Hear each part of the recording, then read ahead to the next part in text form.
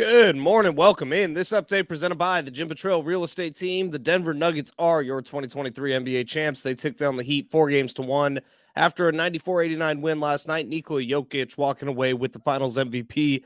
28 points, 16 boards last night. He scored 600 points over 20 games in this postseason, and this is the Nuggets' first NBA title. Padres back on the diamond today. They start a 3-game home series with the Cleveland Guardians. That kicks off a 6-game homestand elsewhere in the NL West. Giants beat the Cardinals 4-3. Rockies took down the Red Sox 4-3. D-backs beat the Phillies 9-8. Diamondbacks, they now have the best record in the National League, 41-25. Dodgers had the day off yesterday.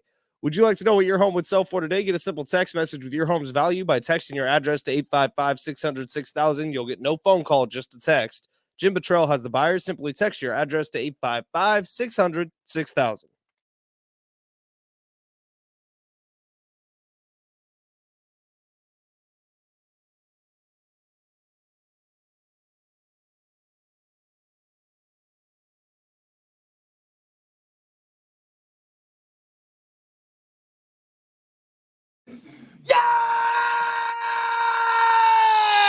Yeah! Woo! Happy Tuesday to those who celebrate. Big Rich, TD, and Fletch with you on this magnificent next level Fat Guy Stuff Tuesday. We are pumped to be here. We're getting yelled at here. What are we getting yelled at for? You're in the StreamYard. I set up my camera. Yeah. I didn't get on the live. I did the same, and then I looked. I was like, "Oh, you hadn't sent the link yet," and that was several minutes ago. So I apologize. If you want to follow us on YouTube, you can these days. Big Rich, TD, and Fletch on YouTube. Very simple. Just go to YouTube, type in Big Rich, TD, Fletch. You'll find our page. Subscribe and watch us live every single morning as I click Enter Studio. There we go. So now I'm officially in the studio. You can only see Ben. Now you can see me. And pretty soon, Travis. Well, I'm trying to change my camera here. Hit settings. I did. It doesn't even show that the camera exists. So maybe I broke it already. Ooh, Grandpa. Okay, Yeah. boomer. Look, I'm Wait, going to are settings. you technically a boomer? I don't know. I'm not. I'm a millennial. You're a Are you millennial. sure? 79. I'm on Yeah, the double check it. I'm on the border of millennial and Gen X. Is that it? Look. I thought I was on that I'm board. trying to choose a camera. I'm 86. What are you? 96. Huh. Wait. That's how stupid I am, though. Wait, what I was did you like, do? I'm trying to change the camera. It won't let me. Yeah. And then I went, see camera, people? That camera's not working. All right. According to the dictionary, it defines millennial as a person born in the 80s or 90s. Oh, wait, hold being on. rich. Okay. Uh-oh. Let's see what a boomer is. Oh no! I'm not a boomer. Oh, wait, hang on. You're looking at the wrong thing. I've looked this up before. Boomers are 1946 to 64. Oh, I'm okay. way You're- off. you're- way yeah, off. you're like- What's after that? Your Generation X, 1965, 1980. Oh, yeah, that Oh, sounds right. I am okay. Gen X. You're Gen X, and we're millennials. We're millennials. Oh wow, we are considered one of the worst generations You in the are. history of mankind. So lazy. Everybody, so boomers get crushed because it's like you guys didn't fight in any like great wars. You just had a bunch of kids. You had a bunch of kids, and you lived off of the greatness of your parents. And then those boomers made children, didn't raise them, and that's me and Ben. High five. Yes. Yes. I love this show because we're almost exactly 10 years apart in each decade, right? So Ben's in his 20s, yeah. I'm in my 30s, you're in your 40s. Mhm. And together we've realized like it doesn't matter how old you are, the same jokes when you're a guy, they work. That's why Family Guy's been on forever. Yeah. Fart jokes work. Cross generations. That's right. Gosh, this Wow. morning, actually not this morning, it was Saturday morning. I had a funny moment to myself because we were running around trying to get like birthday party preparations done. And, you know, speaking of selfishness, like there was a moment where I was like, oh my God, like I've been awake for hours and I haven't eaten anything. Like I fed these bratty children, you know, Ty's throwing a fit. It's his birthday coming up. Yeah. I'm like, I'm feeling ice chests. You know, I'm doing all these things, you know, to get the party prepped. And Anne's doing her hair in the bathroom. She's getting ready. Kids are dressed ready. I'm like, you know what? I'm gonna treat myself to a little breakfast. Mhm. Mhm. So a lot of people think when they think fast breakfast, they automatically think McDonald's. And I say, no. I say Jack in the Box is the fastest breakfast. So I mean, immediately skidded out Are of you the high? driveway. Wait, whoa. You're talking about time in the drive-through? Yeah, like, Dude, well, you McDonald's get is to, 5 times faster. They have multiple drive-through entrances.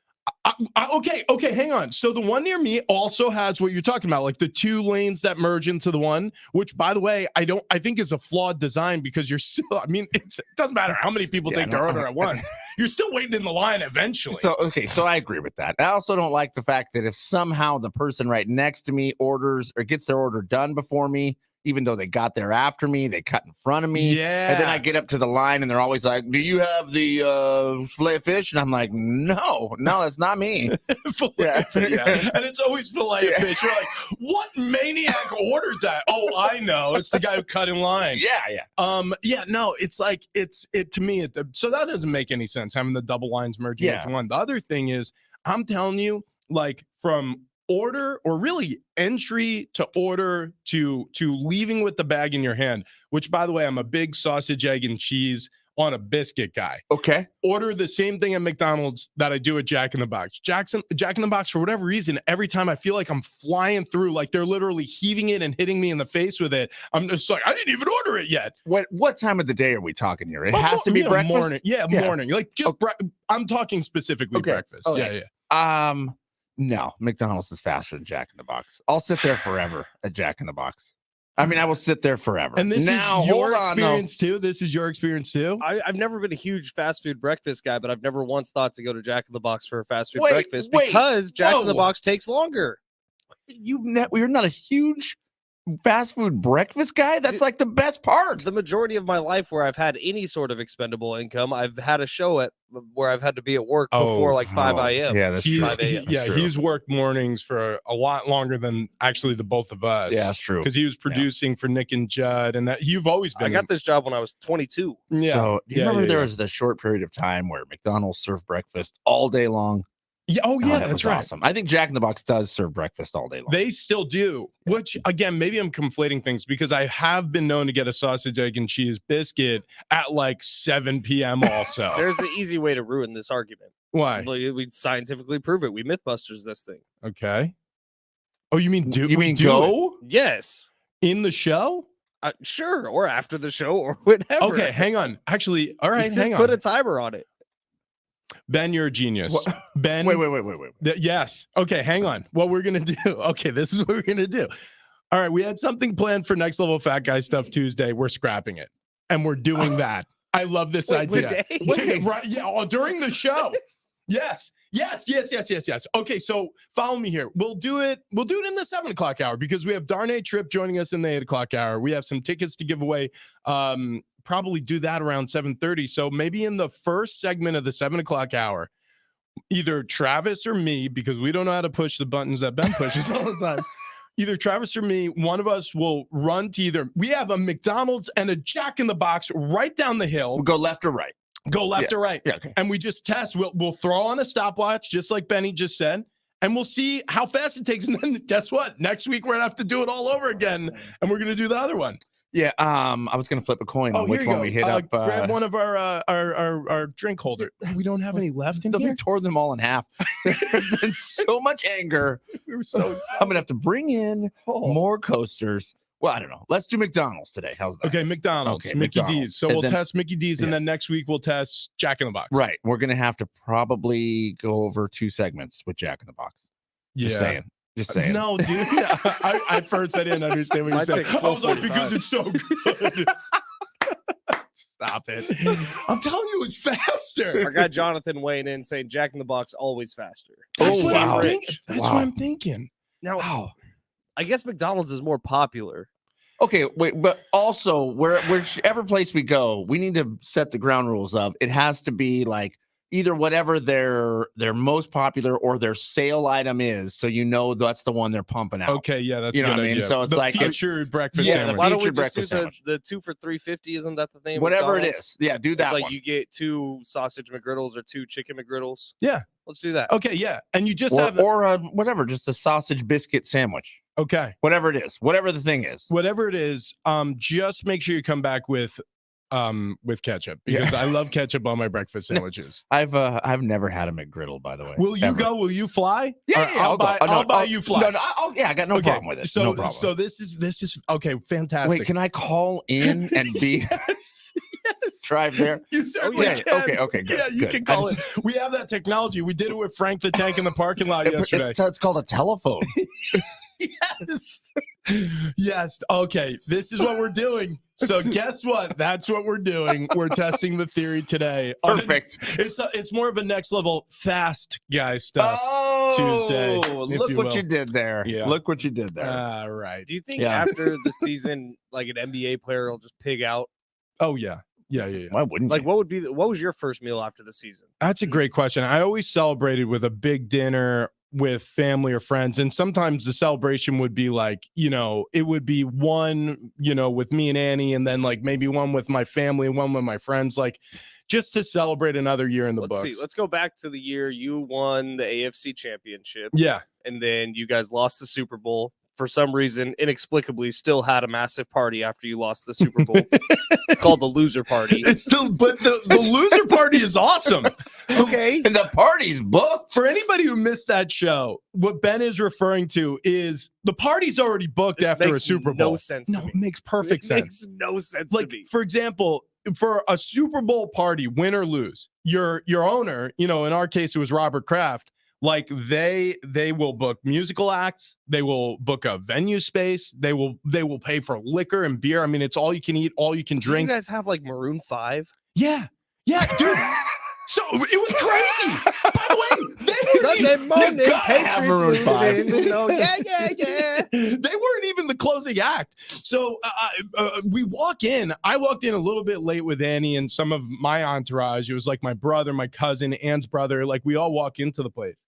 And it was Earth, Wind, and Fire on stage. Earth, Wind, and Fire. Remember? When the Patriots lose in February. So I walk in, I'm like, and I'm thinking it's a cover band. And then I get closer to the stage. I'm like, no, that is Earth, Wind, and Fire. They are here to play for us. And so literally, Thought it was Uptown Girl. I am in front of the stage, just Carlton. Yeah. Having the best time of my life. Like people are like, we just lost. I'm just like, yeah, but you know what? That's Earth, Wind, and Fire.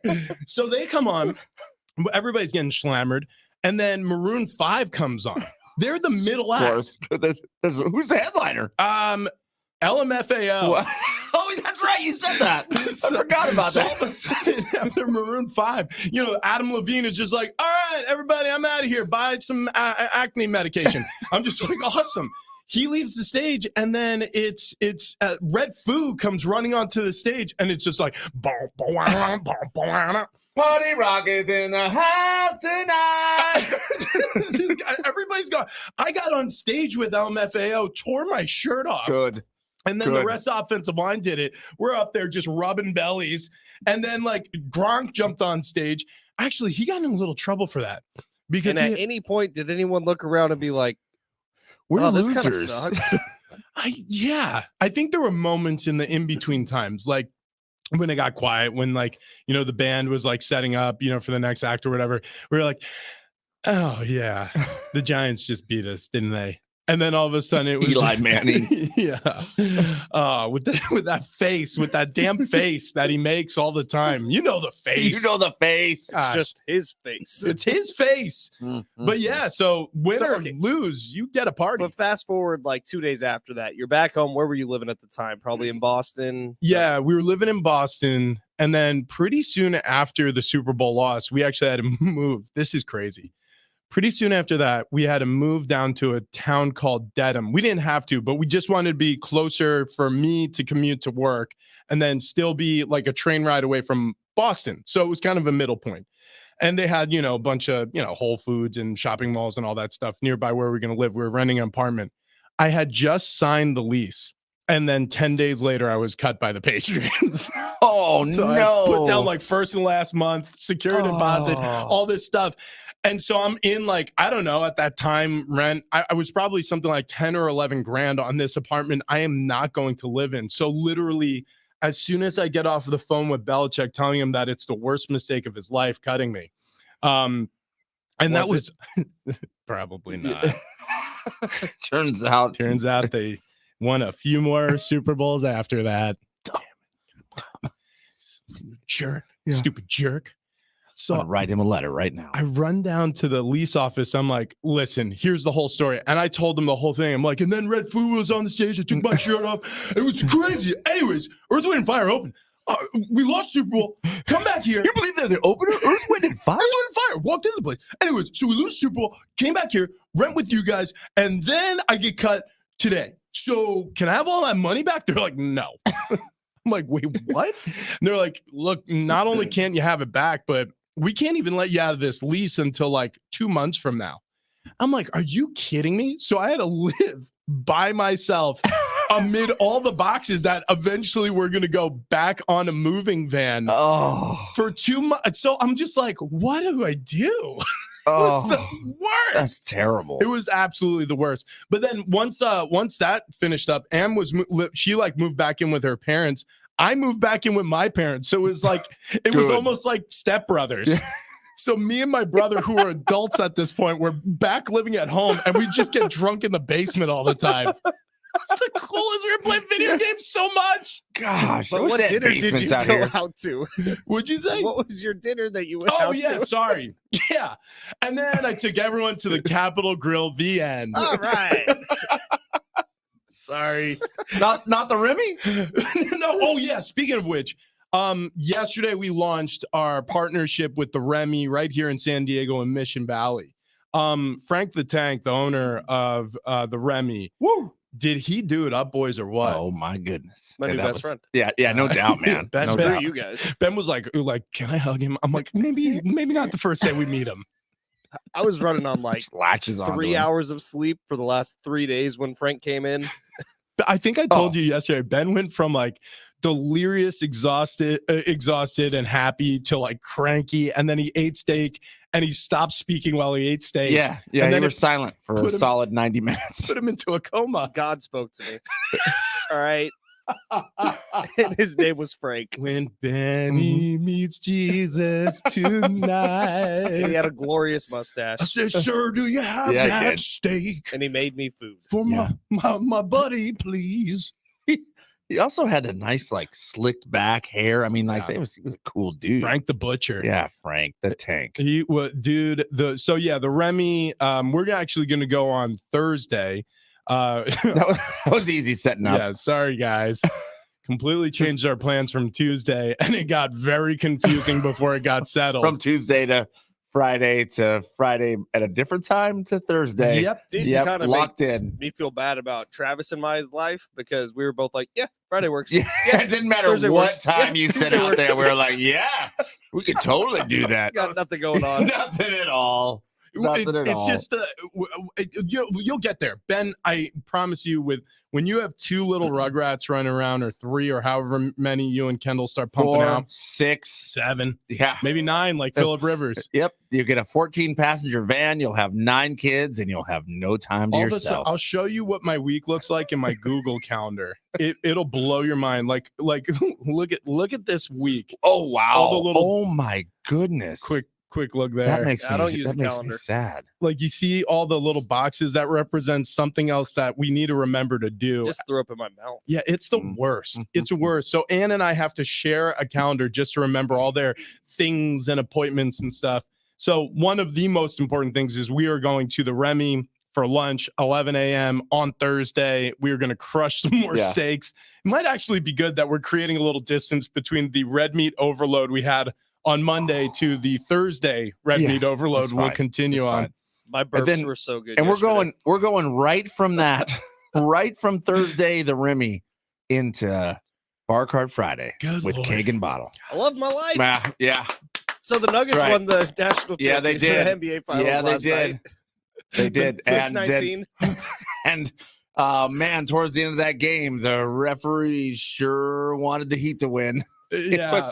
Gosh, there was some bad calls. Yeah. Please, game 6. Please, game 6. Yeah, that's what it felt like to Well, me, at least. No, there was that play with Jimmy Butler that went under review, and the ref still got it wrong in favor of the Heat. Oh, dude, right, yeah. right. Yeah, that was terrible. This is what I'm talking about with these. And by the way, somebody tweeted out when that went down, they were like, he fouled him with his balls. I was like, what? People were taking screenshots of the video. I'm like, how? My ultimate feeling watching that game, and you guys tell me if you agree, was that the Heat already felt like they lost, and the Nuggets already felt like they won, and both teams played terribly. No one could make a shot. Like, it was sloppy as hell. There was turnovers all over the place. It was like the Nuggets were already celebrating, the Heat were already losing. It did kind of feel that way. And yeah, some of the turnovers, which, I mean, towards the end of the game, they were amazing. And also, what in the hell? How do you let that happen other than the fact that it looks like you've kind of given up? And I understand even in the final seconds, the Nuggets are probably going to win. I don't know why you don't foul. I don't know, maybe something crazy happens and you can try to eke out a win when there was still like 8-9 seconds left. It was over. Well, the Heat had a 1-point lead with like a minute 50 left, I want to say, and then didn't score the rest of the game. And so the Nuggets made their free throws. Nuggets win. Yeah. The end of the game was a little anticlimactic. Although I will say this: those last two players to take the foul shots, the free throws. I was thinking to myself, like, wow, think about that moment. Oh man. Think about that moment for those Nuggets players. Like you got to put them down because it gives you, they were leading, but it gives you the barrier, right, from the comeback. Yep. Because there's still enough time on the clock for the Heat to roar back in this game. And they were ice cold. Both of them hit both shots. And you want to finish at home. You don't want to risk going back to Miami and then maybe a game 7. Things can get funky back in Denver. Yeah. So the way the Nuggets finished it off, good for them. Did you guys hear Nikola Jokic after the game? This was the best part of the whole game, was when Nikola Jokic was asked about what he plans on doing after this game. You said after the Lakers win, you said you were surprised that you didn't feel more. So I'm curious what you are feeling right now, and if you're looking forward to a parade coming up in Denver. When is parade? When is parade? Thursday. No. I need to go home. Okay. wait, when's the parade? Thursday. Oh, God. He goes, no. Yeah, and no. then they say, he goes, I need to go home. And they go, Friday. He goes, okay. One more day in this godforsaken town. Are you kidding me? So the Serbian giant, Thanks for your help, buddy. clearly doesn't like Denver. He scored 600 points in this postseason. 600 Oh my games. goodness. 600 points, led every NBA postseason player in points, rebounds, and assists. Wow. Can you imagine if all the series went 7 games? Yeah. At 600, Yeah, right? I'm 90% sure Eddie Garcia, the Fox guy, said 600 was already a record. I can imagine if it not went shocked. longer. Yeah, right. I mean, that's just absolutely absurd. You know, just a quick inject some commentary here. I think they were nervous. I think both teams were really nervous. They played nervous. They played a little scared. I feel like Denver, they realized the moment when they came back, it's like, we're going to win the NBA Finals for the first time in franchise history. And it was like that big, hard swallow before doing something crazy, scary. And for the Heat, it was like, it's do or die. And so I don't know if they quit. I don't think the Denver Nuggets felt like it was theirs to win. I feel like there was just so many nerves on the floor, including the officials at times. I think they screwed everything up, the refereeing crew. So I think they were just going for a game 6. Maybe The it sure NBA felt like it. NBA might have gotten in their ear and Sure said, felt hey, like we need another game. yeah. Well, then heartbreak afterwards during the celebration. That was God. 11 people shot. Is that what what the total is now? Including The shooter. Sickening. This kind of crap, man. It just drives me crazy. I know it doesn't matter with the win or loss. There's something bad that goes down, and I don't know how you curtail that or bring that back. I know things are heated and excited, but this is just idiotic. Sounds like 3 people are still in critical condition in the hospital. just horrible in downtown Denver, right near Yeah. where the Yeah. stadium is. Your heart just breaks for him. Yeah. It stinks. But but yeah, so Denver, the Nuggets, they are your NBA champions. They hoisted Larry O'Brien for the first time. And much to Jokic's chagrin, there will be a parade, and it will be on Thursday. All right, coming up next, we got some more news and notes to point out about the PGA ahead of the US Open. And I have something to reveal to Ben and Travis coming up next.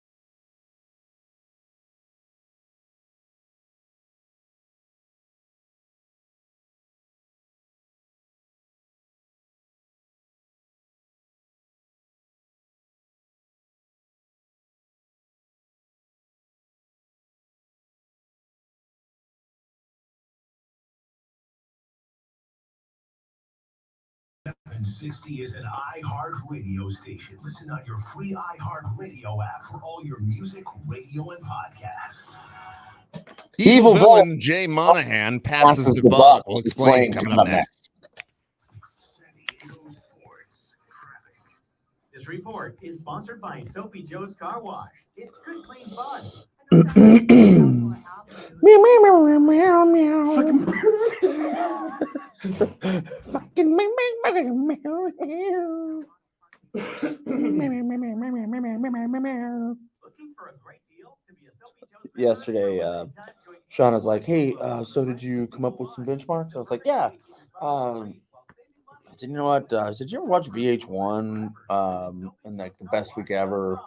And she's like, "No." I was like, "Oh, okay." Well, I was trying to figure out how to do a spin on that. So Fridays I'll do like best week ever, where I talk about different stories of the week and then pick someone who's having the best week ever. Like this couple that got swallowed by a whale and they lived. Yeah, I'm like, they're having the best week ever. Yeah. She's like, I like that. I'm like, all right, cool. And then I thought maybe on like Thursdays, I do This update is presented by Staples Stores. Denver Nuggets I'm are your talking about, 2023 NBA shows that you champs. can They just sit take down down for the the Heat weekend and 4-1 watch. after a Yeah. 90 And then I'm like, and 89 then, win last night. Bite-size, Yeah. weekly. Right. Yeah. And then I said, 16 and then boards like last maybe night. Tuesday or Scored Wednesday, 600 maybe do a points over movie 20 games review, in this except postseason. I have This is someone the come Nuggets' on first who NBA has never title. seen the Padres movie. back on the diamond today. They start a And then 3-game just home give me a series with the review of the Cleveland movie Guardians and whether or to not I kick off should a see it without 6-game ever seeing homestand. anything. Just Elsewhere in look that at the NL West, trailer and Giants beat the tell me what Cardinals the movie is. And I 4-3. said, but somebody Rockies who took down the Red Sox has no 4-3. business D-backs beat doing the a Phillies movie review 9-8. like Diamondbacks Sherry now up the best front. record in the And, National League. 41 she and was like, 25 on the year so far. Great start for I them. love all these. Dodgers had the day She goes, off yesterday. where During are you Staples getting Small these Business ideas? Deal Days, I'm you like, save 50% when you buy I was any driving back from combination of 5 or more Fresno, boxes, and mailers, I'm and shipping just thinking tubes. of shit Offer popping in ends my July head. 1st. Yeah. Exclusions brain to and apply. my Not mind. valid And in she's Concord, like, New Hampshire if location. you Prices may ideas vary. that Keep people your wanna business use, running right and send them safe my at way. Staples. I would like them for the morning. Oh I my was like, God. Oh my God.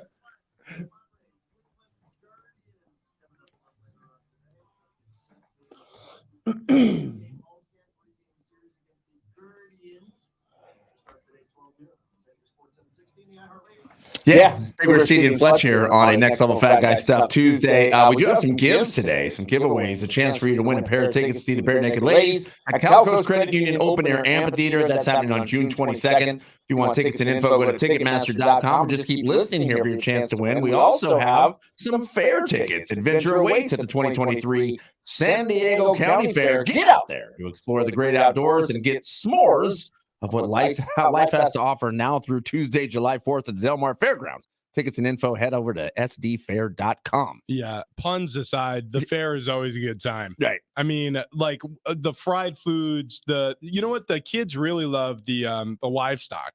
Like going and seeing like a cow in person. That's my favorite part. Yeah. I like to go look at him, but I'm always like, oh man, you're gonna sell that guy? Yeah, it's just like, no. I just got to know Lightning. Exactly. Lightning is just like a giant milk cow with huge udders. It's like the most beautiful I was gonna say sheep, and then that was gonna come out real wrong. Why I was looking at the sheep with such loving eyes. That just, I mean, I could snuggle up next to the Travis. Get out of there. All right, I'll leave. The fair's great. Bare Naked Ladies tickets great. We're going to be giving those away coming up here shortly. Also, Darnay Tripp going to join us in the 8:00 hour. Talk a little Padres. I forgot. Yeah, we have a cat update. Oh, Finley. Finley's home. Finley's home. Finley came home yesterday after 2 weeks and a day at the hospital. Most expensive cat ever. 15 days at the hospital for kidney stones or bladder stones. Kidney stones that became bladder stones. What's cool is they gave us the stones. So, wow. Yeah, we could mount them. Can you bring them in? Yeah, I'll bring them in. Yeah. Okay, cool. What's that face? That is the grossest thing I've ever heard. I thought it was interesting. You have cat kidney stones? Yeah, we have cat kidney stones. And you're bringing it in here? I'll bring them in for you to see because honestly, they're more expensive than a diamond. Yeah, well, yeah, dude, yeah, per gram, they're like tiny little pinhead stones. Unreal. And so you actually can tell what these, what exactly was the culprit behind like a tens of thousands of dollar medical bill. That is correct. That's yes. insane. Yeah, that is. Are correct. they in a bag or are they in a vial? They're in a vial. Okay, cool. Mm-hmm. Yeah, bring those in for sure. Definitely. Bring those in for sure. And then we'll just add them to the Tom Brady ass sand that you bought me. Have you looked at Finley yet and told the cat that it's the reason you and Sarah aren't going on a lovely vacation? I have not yet. The cat happened to be home, but very unhappy. It still has to take medicine. I picture, because you guys had to spend so much to save this cat's life, all of a sudden Caleb's like, where did all my stuff go? Yeah. And you're just like, the cat has your room now. Just like, hey, anyone see my baseball cards? Yeah.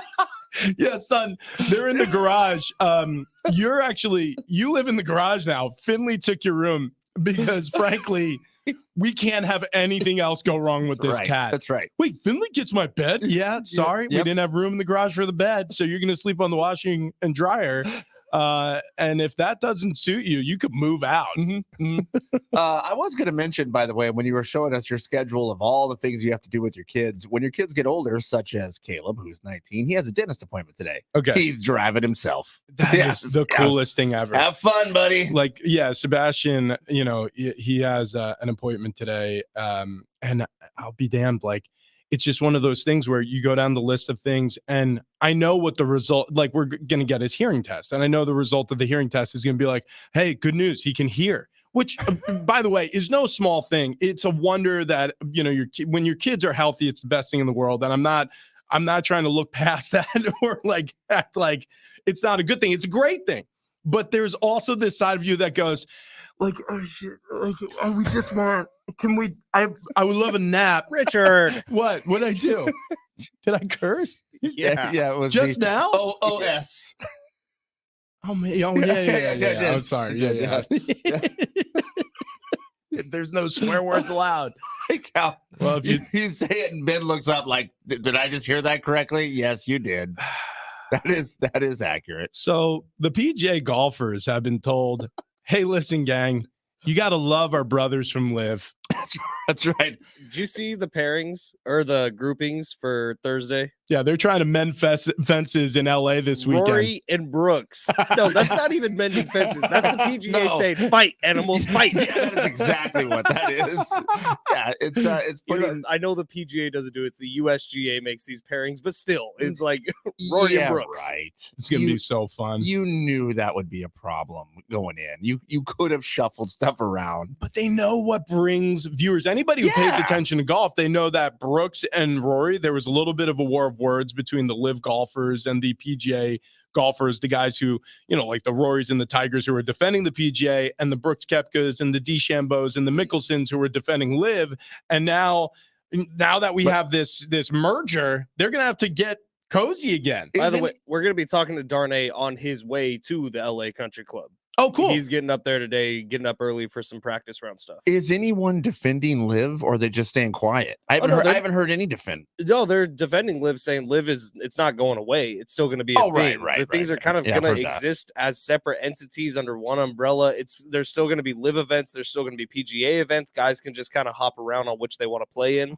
So I do wonder if there's going to be opportunities for a Rory McIlroy, even though a Live official said no one wants that little B on our team. Oh, wow. I do wonder if there's going to be situations wow. where some PGA guys are able to go get some of that money by playing at some Live events. I'm going to tell you what's going to happen is I think because Live, like, you know, because that was a creation of the Saudi public investment fund. Like, they want Live to work. They want to say, like, see, we did it. Mama, we made it. And the way you do that is by doing the same thing the PGA did in response to Live Golf, which is like demand golfers to play in a certain number of Live Golf events. Like, so it'll be like, you know, maybe it's like only 2 a year, but Rory will have to play in Live events the same way he has to play in PGA events if he wants to keep playing under this conglomerate. I think the way it works is you make the Live events the fun ones. Yeah. You make the Live events the crazy scramble or celebrity pro-ams or, you know, like stuff like that. That's a little different from what you get on the regular PGA tour. However, the Live events don't necessarily affect your world ranking. I could see that. I could see that. And then also, like, yeah, it doesn't affect your world ranking, but you can make a ton of money and fans can feel like they get a little bit more access, maybe mic up the players more, have a little bit more exposure to what the conversations between the golfer and caddy is out there, stuff like that. I agree with you. I think it could be almost like a testing ground for things that maybe you're interested in doing on the PGA Tour, but you don't want to ruffle too many feathers. So it gives you a way to do that. Have you guys seen Live events? Because they look like a party. Yeah. They look like so much fun to be at in person. Yeah. And I know that that's controversial to say or whatever, but I'm saying, like, guys are chugging beers on tees. Like, it's nuts. Well, that's the Happy Gilmore of it totally is. Yeah.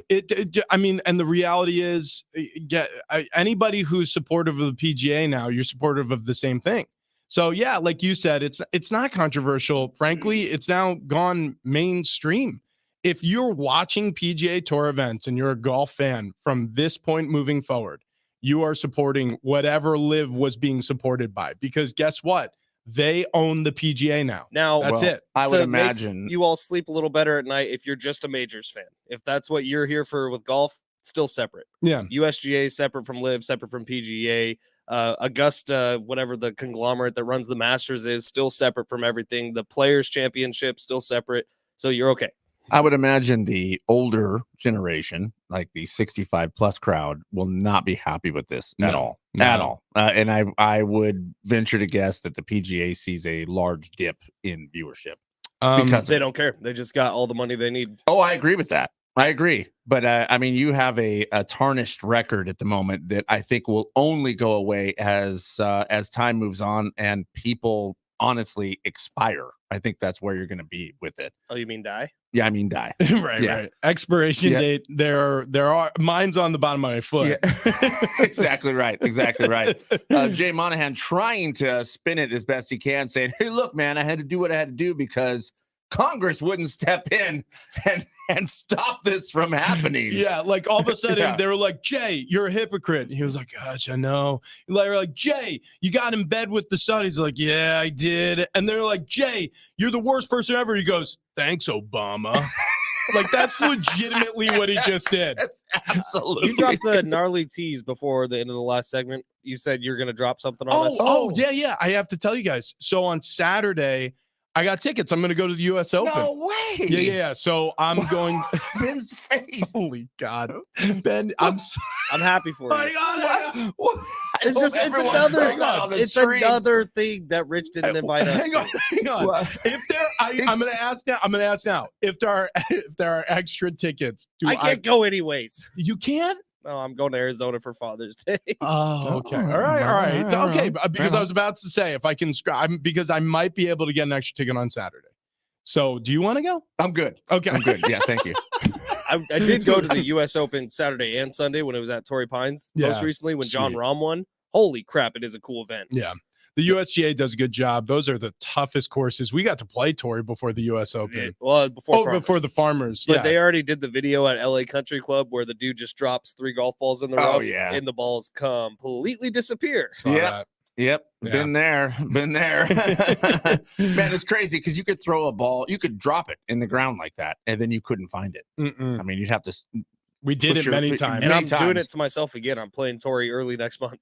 Oh, wow. Yeah. Oh, well, hang on here, Mr. Invite. Yeah. Wait. Whoa. You got me. What? You got me. Well, Sorry. I'm just saying. You guys aren't invited. Jeez. Oh, geez. And we're Wow. not invited. And we're not invited. He's not even Huh. going to make a. That's Maybe fine. we'll Hey. get a tea time like right in front of That's yours. cool. I would Yeah. love for that to happen. You know what? In fact, I'll book the tea time for you if Wait, you want to do that. how was Palm Springs again?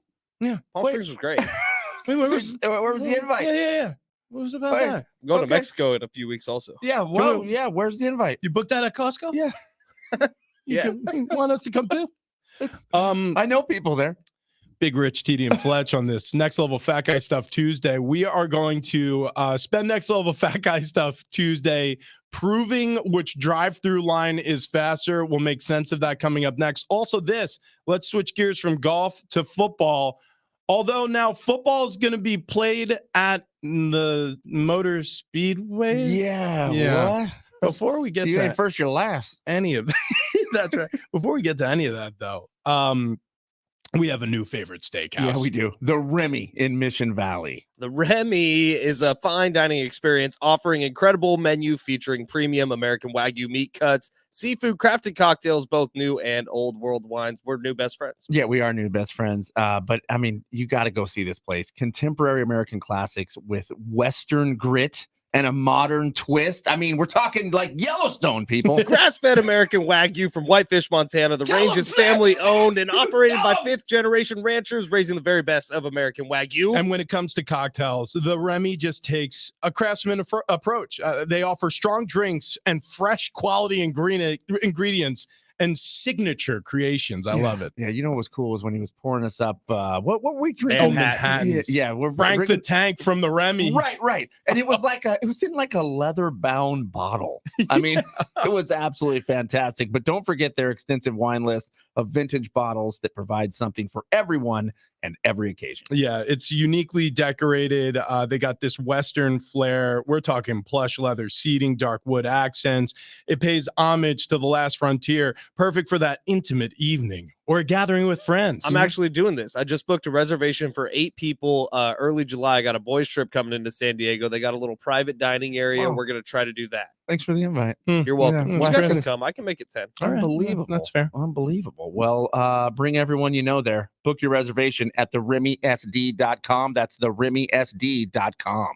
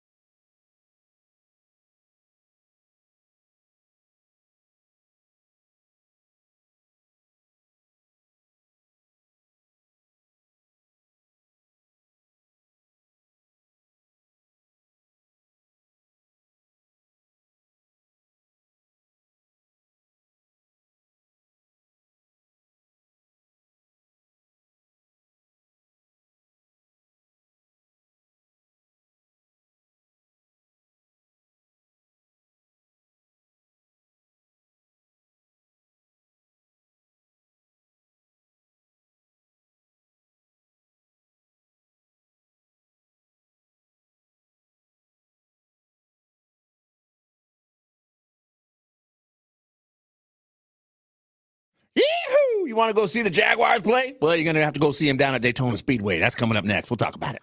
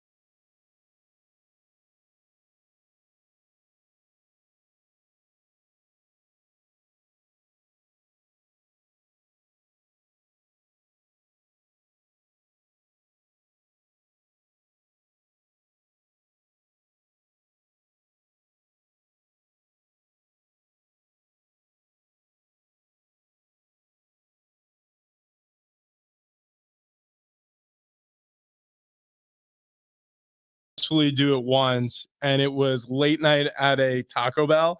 And when I arrived at the window, the guy was like, "Dude," I'm like, "Dude." He goes, "All right, dude." What if you do it while giving someone a piggyback Dude. ride? Oh, that's a good point. Oh, Technically, you're not riding. walking. Yeah, you're riding. Yeah, if you're on horseback, it would be fine. Well, Yeah. So depending on the but it's friend. not driving the horse though, really. By the way, this vending machine in the break room has changed. Oh, my it's life. dangerous It's because changed it's my more life. expensive. It is. Like that right there is like $4.25. That was a $4 Oh, 10-cent energy drink. Wow. But you just slap your card on it. I know. The other day, I was it know. yesterday? Yesterday, I thought I saw that golden can there in the control room. I thought Ben was drinking a banquet Coors. Just, you know what? I was like- I've given up. This is a 16-ounce tall boy. And then I thought it'd be funny if we could somehow finagle some beers into my God. into the vending machine. Well, Dwight Schrute thing. Yeah. if we ever get there or we're in there while somebody is filling it up, because these, they have the key and they just pop it open. Let's just like talk to them and distract them and text one of each other so we can go in the office, pick up beers and just replace Yeah. like the Diet Coke with right, Coors. right. Nobody would know. Nobody noticed that. And then all of a sudden, like sales would be walking around with just Coors Lights. Like, yeah, they're in the vending machine. It's the best place to work ever. They're only $1. And then that's how we make profits, my boys. That's how we make profits. That's right. It's right. Because the 12-pack costs about $15. So, I mean, at selling them $1 a piece. We'll lose $3. Perfect. But we'll gain dear friends. That's true. Yeah, we will. That's true. Yeah, we will. Yeah. Were you into football or NASCAR? Well, it turns out you could just love up on You both. can double dip. You can double dip because the Jags are going to be playing their home games at Daytona Motor Speedway. You can have a little bit of Trevor Lawrence and J-A-R-R-E-T, J-A-A-A-F-N, Jeff Jarrett. Jeff Jarrett. I feel like Trevor Lawrence also sounds like he could drive NASCAR. It's a great point. Yeah. They got Trevor Lawrence coming on the outside there. He's rubbing on the number 3 car. He's kind of pulling back. I tell you right now, it was him and his partner in 3 car. They bumped and run. They did a little bit of the cross breeze intervention there. I don't even know. I don't know any racing term. Run on the fender of the 4 car. There's only one racing term you need to know. Slingshot, engage, Yeah, that's right. Shake and bake. You gotta shake it before you bake it. NASCAR terms. That was hot, Yeah, Trav. we did it. We I did love it. I love it. Yeah. So not at Talladega. It's going to be at Daytona Motor Speedway. Call But me they call me the Magic Man. TIAA, whatever stadium the Jags play in, holds a little less than 70,000. I think it's like 68.5. Daytona Speedway holds 101,000. Yeah, it's crazy. The Jags have trouble filling up the other stadium. Also, Right. Also, at a NASCAR stadium, I don't know this one actually. I'd have to look it up, but most of them aren't in a circle. Like it's just on one side. Yeah, it's a good point. Yeah. You have the 'Cause grandstand. The other side is like pits. Yeah, what are they gonna do? I mean, like, Dude, it's the Jags. So- I don't know that people really care. But all I'm saying is, and I also mean, you're gonna be forever away from the field. That's what I'm saying. 'Cause That's there's a whole- 100 yards. It's gonna be tiny. Again, it's the Jags. It's like when the Chargers were playing in the soccer stadium. It's like people don't really care. This was the gonna best be- idea they could come up with. It's gonna be. I have to look up Daytona. Maybe it hysterical. looks different. Maybe it does. I mean, well, but even still, even if it looks different, I mean, are they just gonna be people sitting on the track? I mean, my first thought was, why not play at the Swamp? Yeah, no. Look at Daytona. Like they have other football stadiums there in are Florida. seats all the way around. Oh, there There are. are seats. God, Okay. the place is huge. Or though. like, I don't know, Florida State. Like I just figure something out. This is an hour away anyway, so it's not like they're really that concerned about time. I'm gonna look up the Jaguars depth chart. I'm gonna find out if there are any other names on their depth chart that could definitely be in NASCAR because Trevor Lawrence absolutely is.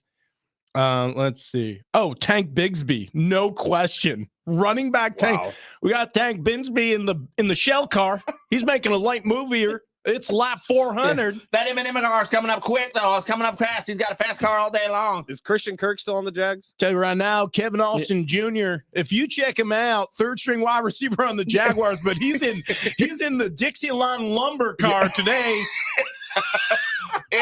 No, there's only seating on one side of this. I take it all back. There's There it only is. seating on one side of the stadium. They are going to be 200 yards away from the field of play. Without a doubt. It's going to be a party, though. Yeah. All right, it's going to be a party here coming up in the 7 o'clock hour. We send Travis to McDonald's mid-show. Also, Bare Naked Ladies tickets and, of course, those SD Fair tickets coming up. Big Rich, TD, and Fletch on a Tuesday.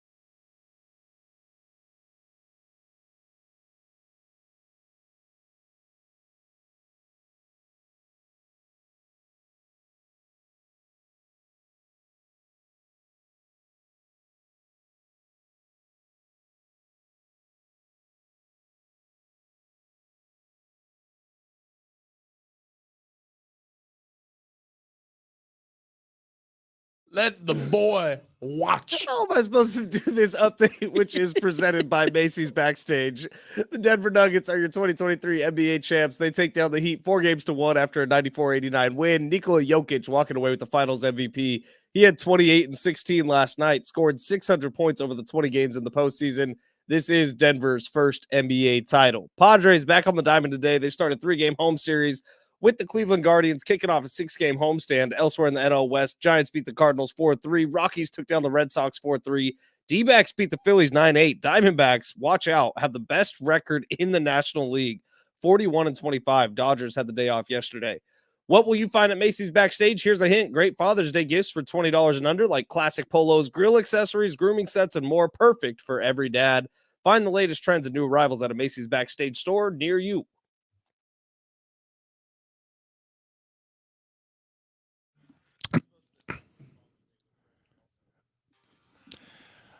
If you're looking for a good spot to take your dad this Father's Day weekend, we've been talking a lot about the Remy, our brand new friends over in Mission Valley. It's a steakhouse.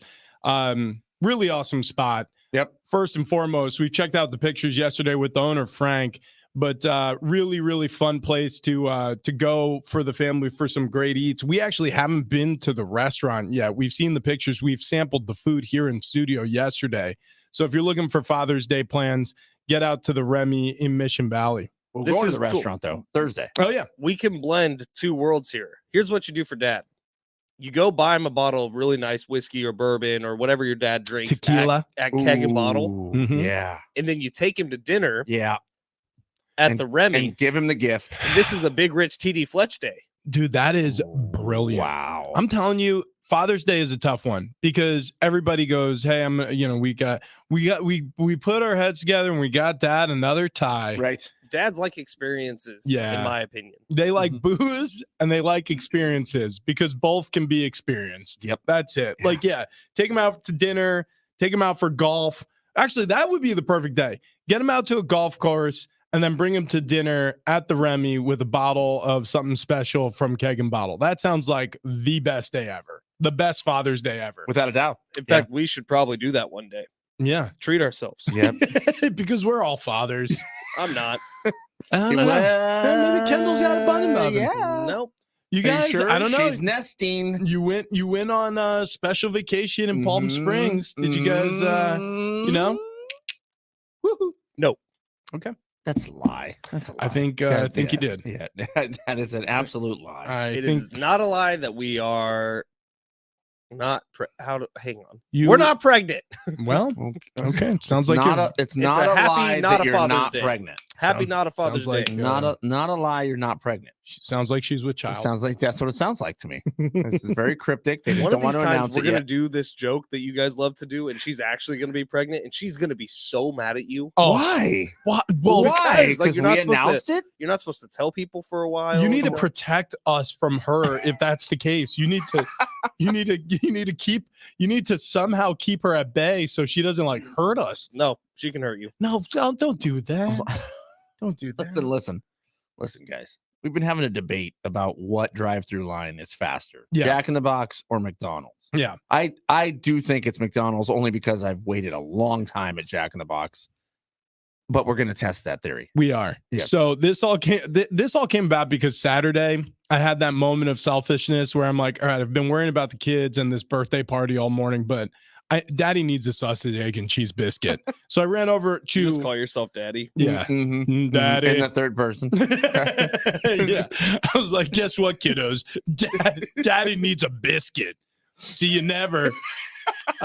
He went out to get a biscuit. And he He never never came back. I left the Classic house. story. went for a quart of milk and a pack of smokes, and that was the last time we saw Father. Daddy. So I went to the fastest drive-thru, which I said, I promise you, in mornings for breakfast, it is Jack in the Box. Travis said Mickey D's. You said Mickey D's. I feel like this is where the issue is going to be, though, because this McDonald's that's here near us on Murphy Canyon or whatever that road is Mm-hmm. right off the freeway. Okay. Very busy, Jack in the very but busy. so is Jack in the Box. Right, but it's tucked and it's down a hill and it's over to the right. Yeah, like but, the Jack in the Box. you is don't not have to make a left turn. but it's not nearly as visible as the McDonald's is. All right, so this Okay. is what we're gonna do. We've decided to send Travis. Should I go now? Yeah, maybe. I mean, Maybe. I don't know how long it's going to take. All right, hang on. Try to log into the StreamYard. You have a different carrier than Rich and I do. Okay. Yeah. Okay, hang on. Maybe you could do StreamYard. Maybe you can't. But we need to have updates. So if this doesn't work, you need to call us on your cell phone. Yeah. Because what we're gonna do is we're gonna start. This is very scientific. Mhm. As soon as Travis leaves his seat and makes his way to the door, we're gonna start a stopwatch. He's gonna go to McDonald's today. He's gonna get a normal sale item breakfast for the three of us. He's gonna come back in studio. We'll hit the stopwatch again. And if it takes him longer than next week, well, I guess we'll do it 1 week at a time. Today we're just testing McDonald's. Can we do it over under? Just friendly between here. Between Okay, friends? yeah. So I'm gonna guess total time it's gonna take him. Whoa. I'm Okay. gonna guess total time it's gonna take him to get back to the studio is gonna be 16 minutes. Are we doing that, or are we timing it as soon as I hit We the are drive timed, through? but this is just a friendly over under between friends. Oh, I got you. Sorry, I was messing with mics here. I'm gonna Cameras. I'm say- Yeah, backstage. 16 might be the number, but Oh, that doesn't go completely silent. I'm gonna go over. You're gonna go over. You're taking over 16 minutes. What would you say is it gonna take you 16 minutes or more or less? More. More. You're taking the over. I feel like you'll be back under 16 minutes. Okay. All right. All right. I'm logged in here if I'm backstage at this moment. All right, Benny. You start the stopwatch. All right. Oh, Let's wait, see. okay, but 10, now, hold on here. nine, You're gonna start the stopwatch as I leave. 7. Or are we gonna start another stopwatch as soon as I hit the drive-through? 6, Because we 5, timing. 4. When we try Jack in the Box next week to erase all the variables, I feel like it has to be when I hit the drive-through line. Otherwise, it could be I was at a stoplight. Right. All right. Well, Rich can start that stopwatch. Okay. All right. Well, So no, you have to start that stopwatch because you'll know when you get there. We will know when he gets there. yeah, I'll be on. I'll be on with you, and I'll say start the stopwatch Okay. now. Okay. There we go. Okay, All all right. Okay. 5, 4, 3, 2. There goes Travis. There goes Travis. He's running. Holy cow. We're doing it. Travis is gone. Okay, so StreamYard link holding steady. okay, we're good. We're golden. In the meantime, while we wait to hear updates from Travis, try to guess who's leading the National League right now if you haven't looked at the recent standings. Unfortunately, I know it's the Arizona Diamondbacks. It is the It's Arizona. the Arizona freaking Diamondbacks. It is the Arizona Diamondbacks. The D-backs are young. They're feisty. They're good. They continue to be good. They may be great. Okay, we all knew that the Diamondbacks were actually going to be a team that you have to worry about this year. I don't think anyone saw this coming because the Diamondbacks are actually a really solid team, and it is a lot of young talent. It's a lot of farm-grown people that the Diamondbacks have kind of cultured and grown up throughout their own organization.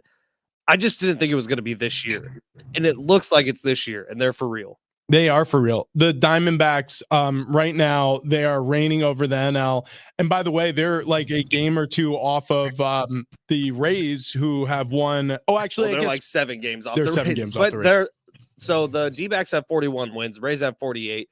No other team has more than 41. This And is absurd. The Diamondbacks have the best record in the National League, like by a bit. It's absurd because if you really think about, especially the NL West was supposed to be dominated by the Padres. Potentially, I'm going to say potentially. The Dodgers had and I'm talking about just on paper preseason, right? The Dodgers had a soft preseason.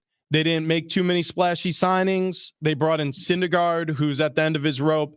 I mean, this really was going to be one of those teams where it felt like they're gearing up for something big in the 2023 offseason, so they didn't want to spend too much in the 2022 offseason. It was weird. It was very strange how they handled business. So the Dodgers felt like they were going to be competitive, but in second place because they have a good culture in place. And then somewhere sorted below there was going to be the D-backs, the Rockies. This wasn't going to be much of a race. It is. I mean, well, now what you got to worry about wild card spots because the Diamondbacks haven't been in the equation over the last couple of years. Now they are. So like last year, if you remember the 3-team race, it was the Phillies, the Padres, and the Brewers. It was like who was going to lose more games towards the end of the year because all 3 teams were struggling. Padres ended up doing okay there, but now you have to factor in another team, and that's where everything gets a little tricky. Of course, the Cardinals are going to be there again this year.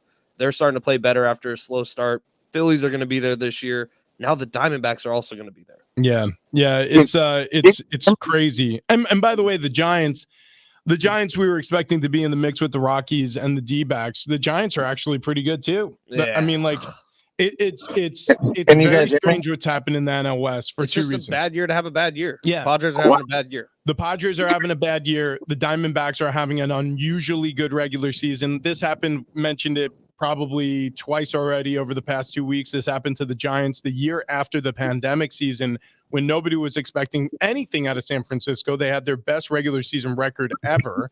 And it just sort of felt like the D-backs run this year. It's like, how is this happening? Combination of young players who are playing maybe over their head right now, some key veteran free agents that came in and are having success, and off to the races we go. Dodgers, though, hovering in second place, just always good, and that's a frustration as usual. And I think it's time that we check in with our on-the-road insider, Travis Dale. Travis, are you getting close to McDonald's? Yeah, can you hear me? We can. Okay, fantastic. I just pulled into the parking lot. There's a lot of dogs being walked here. I am just about ready to get in the drive-through, so get that stopwatch ready. Get that stopwatch ready. Right now you're at 409. Okay, he's at 409. So the under on 16, I'd say, is looking pretty good. It is looking good. Okay, tell me when you get to the drive-through. I'm pulling in the drive-through. You want me to go left or right? There's a car in each. Go Left. Okay, left. I'm on the left. Do I have to let him know on the radio? I don't think so. I think you could say whatever you want. Yeah. I mean, I can always mute you. Yeah. Okay, no, come on now. Sausage McMuffin with egg. That's the deal. Okay, yeah, there you go. Okay, all right, here we go. Hang on. I'm about to order. We got the deal. We got the special today. Sausage egg McMuffin. Yeah, hi there. We're on the radio. Pretty fun. I would like to order four of your sausage McMuffins, whatever the deal is. The 2 for $5.50? Yeah, the 2 for $5.50. That sounds good. You guys want anything else? We also have the $3.99 on the sausage McGriddles and chicken McGriddles. Oh no, the McMuffin's cool. I'm good with that. Okay. Yeah. Yeah. Oh, I need some hash browns. Can I get like 4 hash browns? Can I get like 4 hash browns? Yeah. Anything else? You guys don't have chocolate chip cookies right now, do you? Let me. I'm not sure we did it. Okay, it's okay. We'll just go with the hash browns and the sausage McMuffins and go Padres, right? Yeah. Yeah, all right. See, because this order is sports adjacent. Go for these 24 All right, thank you. All right, I'm pulling forward, guys. I'm pulling forward. All right, dude. First you of all, wasted a lot of time. You nailed it though, and you were very, very polite. He's trying to hit that over. He took the over. Sorry, chocolate chip cookies? Yeah. Well, I felt like chocolate chip cookies. Is that a problem? Okay, hang on. I got to pay. That's a solution. It's right. It's right. Hang on. He's taking the order. All right, Trev, we'll check back in with you when you get back. Yeah, just shout out. Honestly, shout out as soon as you have the bag in your hand. That's what we need from you, Travis, because right now you're at 2 minutes and 4 seconds and counting. Going through the McDonald's drive-through line. Again, this is the Next Level Fat Guy Stuff Tuesday, where we're testing a theory. I said Jack in the Box drive-through, right? More than $20. Than McDonald's. Especially in the morning. Now, you and Travis think Mickey D's is faster. We're going to prove that theory wrong. We're at 6:40. I don't like this. Yeah, well, 6:40 total trip. Right now, 2.5 minutes at the drive-through from the moment he got the car into the drive-through to this point. But now I feel like he's going to have to make the same order next week when he goes. It's going to have to be the breakfast items, and then he's going to have to, you guys want anything else? Hash browns also. Cookies? We're going to have to remember that. Yeah. Yeah. We're not going to remember that, but we're going to have to try. The other thing I wanted to get to is, did you see this Saquon Barkley thing? I did. Okay. Wait, hang on. I think we're getting close to the bag. Oh, yeah. Oh, are we? Bag is not in hand. Okay. He's waiting. I think she just gave him straws and some ketchup. I don't know why he's so quiet right now. He's muted his mic. No. Oh, he's driving away.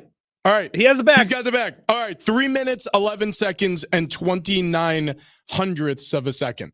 Here, I'm going to screenshot this. There you go. There we go. Okay. What a day. Okay, so we're look, But Trav, I think we've lost your audio. So That's fine. Sorry. We'll see you soon. We'll see you soon, Travis. Okay, so 3 minutes, 11 seconds. That's quick. That's really quick. And we're at 7:54 on the total, which I think under 16 might hit.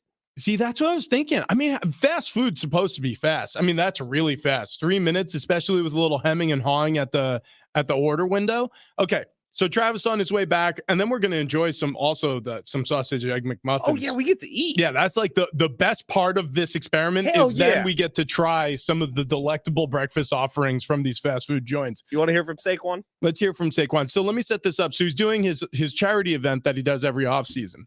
And he's obviously taking time for the press. They're talking about the event, but they're also talking to him about the team, the upcoming season, his personal situation where he's been franchise tagged. He had a lot to say about that. Here's Saquon. But what I will say about the running back market and the value of it, what do you think is going to happen? You know, they tagged the top 3 guys. We didn't even get a chance to hit the open market. So when we don't get a chance to hit the open market, it hurts a guy like Miles. It hurts all those other guys. They put the cap at 10. And then when they have the tag, they have all the leverage. And that's the reality of it. But yeah. So what he's saying is you have the top 3 running backs in the NFL. And when they all get franchise tagged, it artificially deflates the market on running backs. So what he's suggesting is collusion. Yeah, I mean, that's the inference here, which is obviously illegal. Teams aren't allowed to come together and say, hey, together, we're going to blackball Colin Kaepernick because he's bad for ratings, right? But that's what Colin Kaepernick sued the NFL for. And got settled. He got settled. Now, they didn't go to trial. They paid him a bunch of money, and he had to sign, I'm guessing, NDAs, so he wasn't allowed to talk about anything that happened during the course of the settlement procedures. And the NFL doesn't have to open their books. So all of this goes away. It's swept under the rug.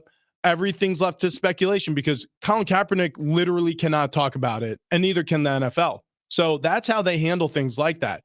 The inference here is significant because if you look around the NFL, what's happening? You have the 3 top running backs in the game right now, and he's alluding to himself and Jacobs and Tony Pollard, and they're all capped. And then you have Dalvin Cook, who was released by the Vikings, who was about to make $10 million, and they said, no dice. So it just sort of feels like all the pieces are falling into place for an argument. But I know Saquon is alluding to collusion. I would be alluding to good business. Like, it doesn't make sense to sign running backs to these massive contracts anymore. It really doesn't, because at best, you're going to get 50% of that actual playing time that you're paying for. At worst, you're going to get 10% of it. Because if a guy pops out an ACL in week 1, week 2, like Raheem Mostert did a couple years ago after getting paid. Like Saquon Barkley did. What, in year 2? After a really good rookie season? Yep. So it's like running backs are just such a dangerous position to pay a lot of money to because you never know what's going to happen. And yeah, you could have years and years of success, like a guy like Austin Eckler, but he goes fighting for more money or to be traded. And the Chargers, while I don't give them credit for a lot of stuff, I give them credit for standing pat, because what happens if week 1, Austin Eckler goes out and something happens? So you just never know. With this case and with, for example, the Colin Kaepernick case, you know, even though a lot of people speculate, well, the NFL settled because they know they colluded against him. I say, well, not necessarily. Okay. Because yeah, that could be possibly true. They could have gotten together, a small committee of owners could have made the decision and then spread word to other owners on phone calls or whatever, you know, so there's nothing written, and possibly they blackballed Colin Kaepernick. More likely, Colin Kaepernick was radioactive from a public relations standpoint, and all of these teams made a similar decision. Why would any team want to piss off 50% of their fan base? Yeah. Like, I'm not taking a stance one way or another on Colin Kaepernick. What I am saying is, why would any team bring that in when you know for a fact it's going to piss off 50% of your fan base? Like, there comes a point in every player's career. I got to the point in my career, and it happens to everybody. Eventually, together, the NFL decides you're no longer good enough to play in the league. Your injury history, your decreased productivity, whatever it may be. That's not collusion. Here comes Travis. He's running sprinting. He's sprinting down the hallway. Stop the clock. Okay. Like 14. Oh, dude, yeah, the under hit. 12:22. 12:22. I'll tell you what, fast food, they weren't lying. It's fast. So Travis Dale was able to get to Mickey D's and back in less than 13 minutes. The drive-through line took him 3 minutes and 30 seconds. It felt lightning fast. And that is a full bag. So McDonald's, good showing, McDonald's. Yeah, no You are doubt. speedy, my guy. No All doubt. Listen, if I screenshot wasn't, your thing too. Yeah. if I wasn't at that light for a solid 3 to 4 minutes, The left turn on Daly Center. yeah. Wow. I mean, I would have smoked this. I'll tell you what, be proud of yourself. This was impressive. Yeah, I mean, I feel really good about it. Feel really good about I'm it. going to How was that run from the parking lot to the I studio? want to throw up a little bit. Well, here, eat a hamburger. yeah.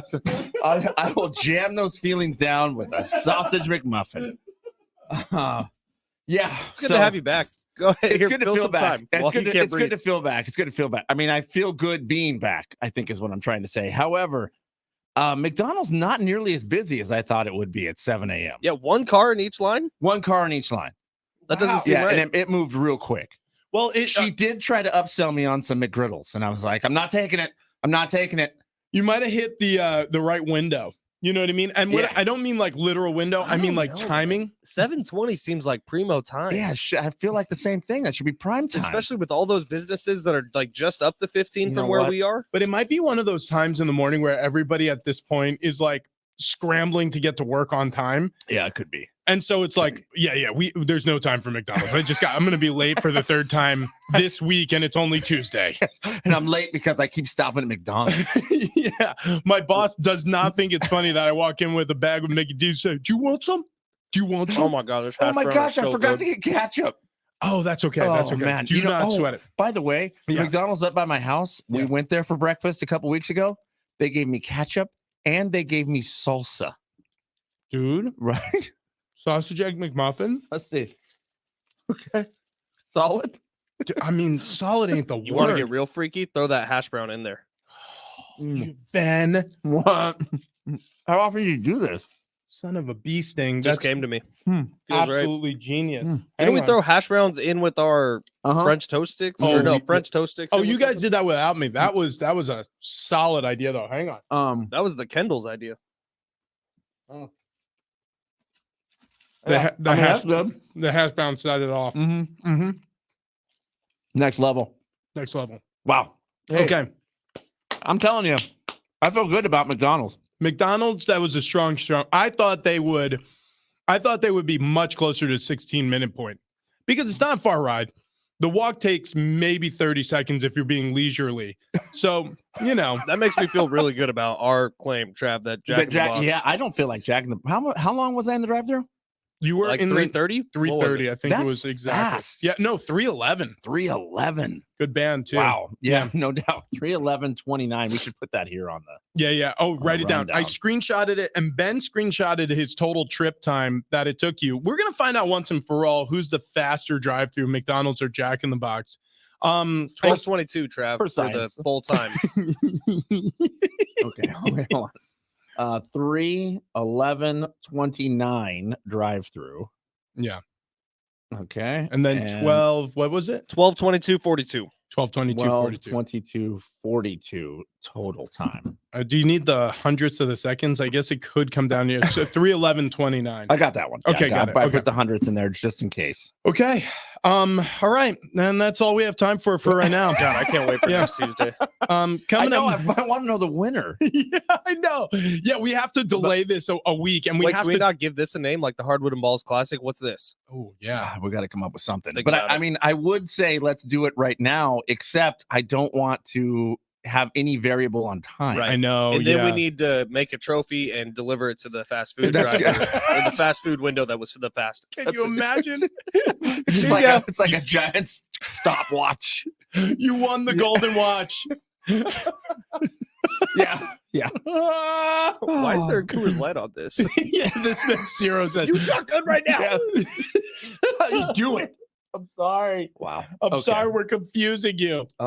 Yeah, it's real good. It's real good. Yeah. All right, coming up next, what do the Padres need to do to compete with, you guessed it, the Diamondbacks? Our answer is coming up next.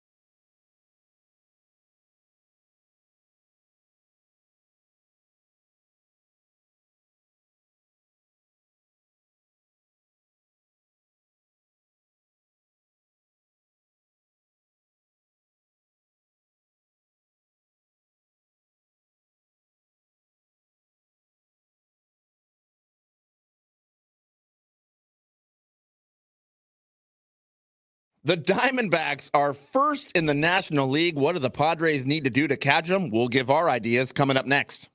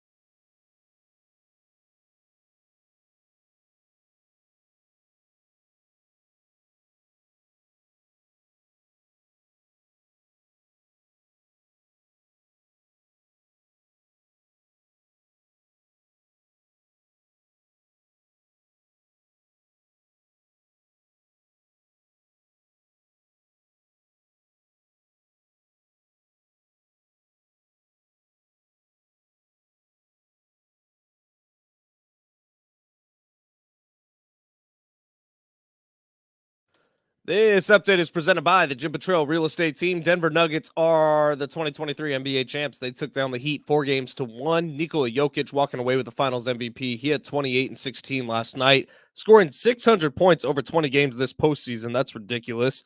This is the Nuggets' first NBA title in franchise history. Padres back on the diamond today, starting a 3-game home series with the Cleveland Guardians to kick off a 6-game home stand. Elsewhere in the NL West, Giants beat the Cardinals 4-3. Rockies took down the Red Sox 4-3. D-backs beat the Phillies 9-8. D-backs now have the best record in the entire National League at 41-25. Dodgers had an off day yesterday. Would you like to know what your home would sell for today? Get a simple text message with your home's value by texting your address to 855-600-6000. You'll get no phone call, just a text. Jim Patrell has the buyer. Simply text your address to 855-600-6000. Big Rashidi and Fletch, San Diego Sports 760. It's a Next Level Fat Guy Stuff Tuesday. We were timing out the, we're competing fast food restaurants here. McDonald's, Jack in the Box. We have a bet of who's quicker. Currently, McDonald's, 3 minutes and 11 seconds and 29 hundredths of a second. That's what they clocked in at. Pretty impressive. Also, keep listening here because we do have a pair of Bare Naked Lady tickets to be given away. They are going to be playing at Cal Coast Credit Union Open Air Amphitheater on June 22nd. Tickets and info at Ticketmaster.com, or just keep listening. Coming up here shortly. Absolutely love that. They got some good music. I like the Bare Naked Ladies. Yeah. I want to know what the conversation was to come up with the name of the band. Right. I think a lot of these, like if you even think of like Metallica. Yeah. That's kind of a corny, cheesy band name for a heavy metal rock band. But when you're a teenager, Get the hell out of here. When you Get the hell out of here. Yeah. Wait, we play metal. So what do you think, Lars? Well, I think what I think is maybe we'd be Metallica because I like to say and we play metal. It looks like Metallica. Yeah. It's fine. It's fine. We'll go with it. The Beatles, I mean, for years, there were record labels who were just like, yeah, we hate it because it's confusing people. Like Beatles is most famous band of all time. Yeah, they were like, Beatles is spelled with 2 E's and you guys put the A in there. It's like, yeah, man, because, you know, we go by the beat, man. You know, it's a little splashy on the drums and the snare and bit. Yeah, so with the Beatles, man, the Beatles. The Rolling Stones, that's a Bob Dylan song. We like it. Hey, back off. F you. And then there's Aerosmith, who just made up a word. Yeah, well, yeah, that was Steven Tyler just high on acid, I'm guessing. It's fine. It's like Blacksmith, but with planes. Right. Yeah. Exactly. Yeah, I don't know, man. But yeah, Bare Naked Ladies, I'm guessing this was a band that probably came together in somebody's basement or garage when they were all 15 years old, and that was the goal, man. Bare Naked Ladies. Yes, man. Yeah. So the Padres play the Guardians. That would be Cleveland. The Cleveland Guardians. Who got sued because they took the name of a roller derby team. Also true. Are they going to have to change the name? Does the roller derby team win? No, they broke them off. Yeah. It is now the richest roller derby team in history. You should see their skates. They're so damn fast. They're in line, man. Yeah. They went from those classic 4 with the stopper up front. Now they got them all 4 in a blade fashion. It's insane. Yeah, so the roller derby team made out like fat cats, man. That was a good deal for them. The Guardians, actually, I haven't even looked at their record, to be honest with you. I don't know what kind of season they're having this year, but really what it comes down is the Padres can beat anybody that they face, and they probably should start. You ready for their record? Yeah. It's the exact same as the Padres. Is it really? 31-34. Okay, so disappointing season for the Guardians as well. Yeah, except they're in second place. Oh, in right. their division. And except this is kind of what was expected to happen with the Guardians. The Padres are supposed to be having the D-back season. Right. Really good is what you were saying. They were supposed to have 41 wins right now. And instead they do not. Yep. And beating the Dodgers. They just need to string together success. They got to get used to success. There are teams that get complacent, and sometimes it happens. It happens 2 ways. Sometimes it happens when you have a bunch of success, say a season prior, like you have the Super Bowl hangover season, like the Los Angeles Rams did, right? Where it's not like they're intentionally trying to just roll out their helmets and say, hey, just because we're the Rams, we're good enough. No, it's just really difficult to replicate success. And then there are certain teams who have dynamite off seasons, and complacency might sneak in. Like, let's use another football example, like the Chargers. For so many years, it felt like they won the offseason, and there was a lot of hype going into the season, like, oh my God, and the free agent signings, and their draft board looked amazing. They on paper, ... But they could be paper tigers. And I kind of feel like that's where the Padres are this season. Not to compare them to the Chargers, but they're a little bit of paper tigers. Yep, no, for sure. But another storyline going on with this Cleveland Guardians team, Josh Naylor is leading the team in RBIs this year. Former Padre, Josh Naylor, who went over, I believe, in the Soto trade, maybe before that. No, he was in the Clevenger trade. Go on. I'm making sure that the other dude's on this team still. Yeah. Oh, Josh Bell is still with the Guardians. Yeah. Oh, right, Padre last year. Right. Didn't they have a pitcher? Who? The Cleveland Guardians? Yeah. Who used to be a Padre? Yeah. I don't know. I don't think so. I don't think so. Well, that Clevenger deal, I know that they took a lot from the Padres. Yeah, they absolutely did. Look, AJ Preller has done business with a lot of the teams that the Padres face. And frankly, it's because, like a lot of GMs, look, AJ Preller's a smart guy. I don't want to diminish anything that AJ Preller has done from a talent acquisition standpoint, because clearly the Padres, we just were talking about it, on paper, have a very good squad. Now, there's been some commentary on Twitter, and you know how Twitter gets, especially when a team loses. Logan Allen. Oh, former Padre with the Cleveland Guardians. Yes. He was Nicely pitcher. done. Yeah, really good poll. Yeah. Look, there's been speculation that he meddles too much at the field level and he wants too much input there. But what I believe is what I can see. And what I can see is AJ Preller's a smart acquirer of talent. And he's spent well to get a roster full of talented players who should be better than they are. Now it's up to the manager and the coaches around that manager to develop players, to help them along in the season, to keep the psychology of the clubhouse intact. It's up to these players, frankly, first and foremost, to play like the back of their baseball card said that they should perform. And altogether, you should have a pretty successful season, but something isn't clicking. And I think it's a little bit of that, hey, we are who we are. We are who our averages over the course of our careers say we are. We're going to go out there and we're going to win. And then when they got punched in the mouth early this season, they kind of went reeling and they were like, well, why are we losing? And then the why is basically you're just not playing good enough. We talked to, who was it? Dan Zimborski. This was last week. And we're like, so are the Padres bad? And he just goes, no, they're actually really good. And if you look at what their stats project them to be, is still really good in a playoff team. His phrase was, no, they're not bad. They're just playing bad. Exactly. Yeah. It's so weird when you look at a team and you say, oh, I know what they need to do. Play better. And it's weird that they're so bad at home. Like if you look at their splits at home this year, they've been terrible. And at home this year, they also have as many or more than every other MLB team in terms of sellouts. Like the Petco Park, I think it's up over 20 so far this season. They're going to smash the franchise record for sellouts in a single year. 15 and 18 at home. They're so bad at home. Why? It doesn't make sense. Yeah, it's really rough. The good news is the trend is getting better. Last 10, they're 6-4. I know. So it's That's not a winning record. Right. Yeah, Right. That yeah, is. But the problem is that you're going to have to increase the velocity of that trend a little bit if you're going to make the playoffs. Also, good news, they're sitting 2.5 games outside of the wild card race right now. Yeah. So when you're looking at that, it doesn't seem so insurmountable. But when you look at their current record and extrapolate that over the rest of the season, it doesn't look good. Yeah. Well, I mean, just again, take what they've done recently, very small sample size. And I'm not trying to expand on that to say it's going to happen. But over the, say, the last 4 games, right? Or even say the last 5 games, they're 3-2. Right. Do that again 3 more times, get to 20 games carrying a percentage of winning like that, you're going to be sitting pretty all of a sudden. Oh, absolutely. You know? Absolutely. And the conversation changes over here. It shifts completely because if you are a 600% win percentage team, you do that again for the rest of the season. Okay, I get it. That's really difficult. But you do that for a short sprint on this side of the trade deadline. Well, then all of a sudden everybody's going to be like, yeah, they started slow, but as they creep nearer and nearer the All-Star break, they got hot. And then actually the time off helped them. You know, I'm like completely jumping ahead to the end of the season. And then the second half of the season, they really took off. I don't care what you do early. It's what you do late.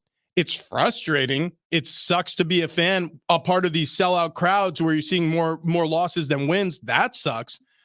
But I'm still preaching patience because it's only June 13th. Well, we haven't really gotten into it yet because we have Kevin on tomorrow, and I was wanting to wait till we have him to really ask him. But earlier in the week, he wrote, or may have been over the weekend, he wrote that the next 30 games will decide so much about the Padres' future.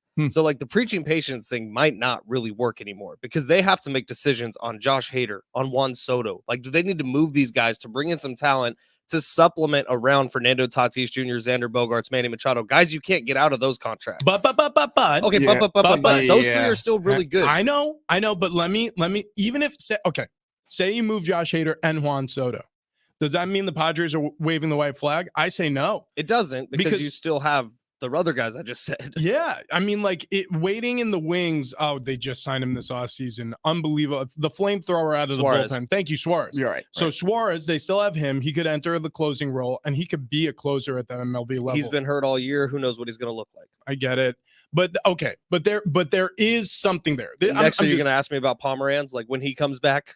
Juan Soto. What if he doesn't want to play for the Padres? What if there's more to this story than we realize? You heard how he was talking about this team when he was asked that specific question. He's like, "Go ask the other guys." Okay, I'm not trying to read too deeply into one press clipping, but there is something there. He said it, you know. Yeah, but I think part of that is go ask the other guys because guess who the best Padre is on offense? It's Juan Soto. Yeah, Juan Soto's been the guy who's been consistent the entire season. Even though there's been moments where you've gone, where's Juan Soto? We could use a little more out of this guy. But if you start looking at the stats, he's the one that's compiling everything. Tatis is a close second. I mean, it's almost a number one and maybe 1A. Yeah. But Juan Soto's been great. So when you're talking about, is there a possibility Juan Soto's not on this team? The only possibility I would see is if he does not want to be on this team. I guess my point is if his value all of a sudden leaps up and it looks like the Padres could get a lot for him to restock some of what they lost, bring him over here in the first place, because yeah, maybe he's the hottest player right now, but over the course of his entire time here as a Padre, correct, he hasn't helped them as much as he helped the Nationals. I'll tell you what's really starting to worry me is there are starting to be leaks, and Kevin is the one who's catching these leaks, and one of them was on the record. It was Eric Grupner talking about how the Padres are in the red. They are not even in the black. They cannot afford to keep spending like this with the market size that San Diego is. And I know everyone gets mad about being a small market team, but it's true. You just don't get the same money that the Dodgers or the Yankees get in TV contracts. You do if you start winning. Right, but Kevin, I'm just telling you what Kevin wrote, because the Padres ratings are higher than they've ever been right now. The attendance at the ballpark is higher than it's ever been, and they're still operating in the red. And unless they start winning now, it's going to continue that way, and decisions have to be made. Yeah. He said tectonic shifts will have to be made if this season's not a success. I completely agree with that. Look, it's like anything else in life. If you're going to invest a lot, the expectation is to receive dividends.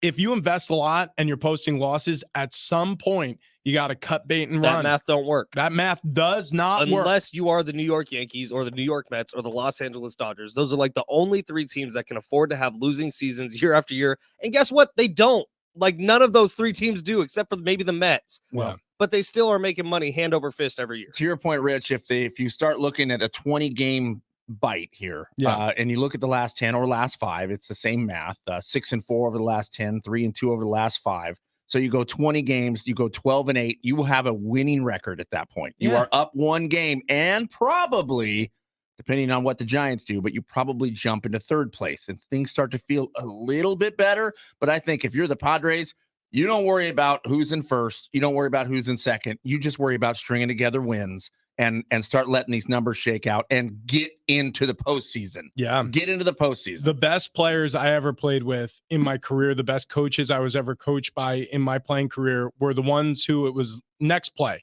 Like they just had this memory. They could delete whatever bad just happened and it's next play. Ted Lasso, be a goldfish. Yeah. Right? Forget Forget immediately what happened, because guess what? Good or bad, it does not matter, because it has no influence over what's next. Good or bad, it doesn't matter. Just play the next game, the next play, the next at bat, the next pitch. It doesn't matter. We got Musgrove on the mound. They're taking on the Guardians tonight. Let's go, Joe. Because the truth is, if like you just said, 12-8, I'll take 12-8 right now. If you ask me to sign for, I'll sign the piece of paper, because it puts them back in the playoff conversation. Absolutely. You are 12-8 even enough? No, it is. I mean, that is probably the bare minimum. It feels like that the is most we could probably ask the for. bare minimum. But when you do the math out Like, the rest no, of the okay, season, no. they need to start stringing together like some 15-3 stretches. Yeah, steps. right. So 15-5 is probably where my heart would go. Yeah. This is what I'd like to see over the next 20.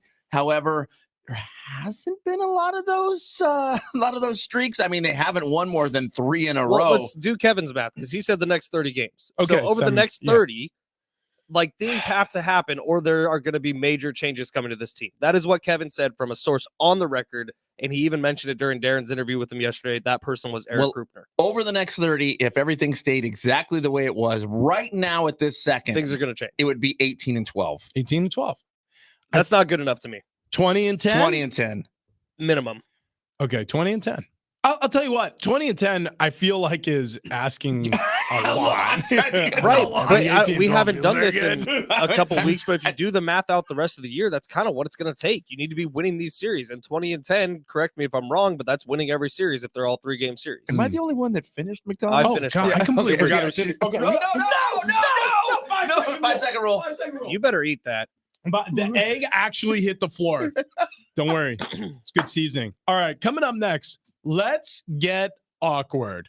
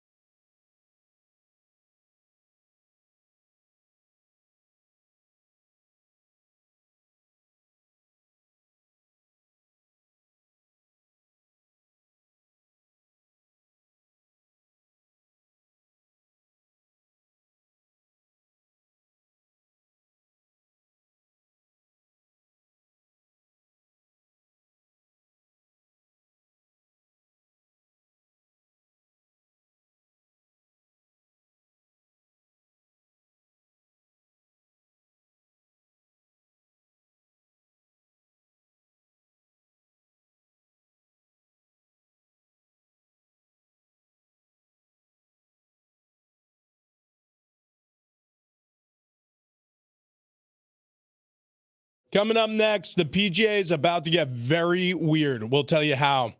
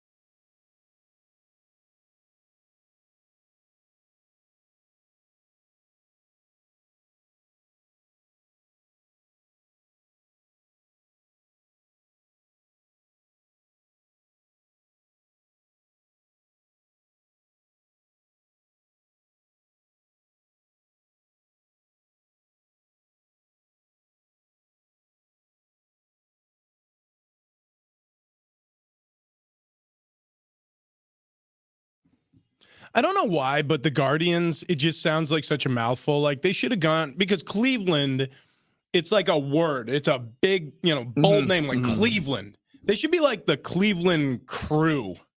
Oh, I got you. Shorten it up. Shorten it up. Yeah. Like the Cincinnati Reds. It works because you have this big, bold city name and then it's Reds. Might need to look inward on this one. San Diego. Is that 2 syllables? Are you trying to do how many syllables are you trying to do? San Diego. There's no way. That's not Diego. It's 3 syllables. Diego. That's 4 total. San Diego. Why is this so difficult? Yeah, I know, but Cleveland, like, look at the word Cleveland. I mean, it's a beefy word.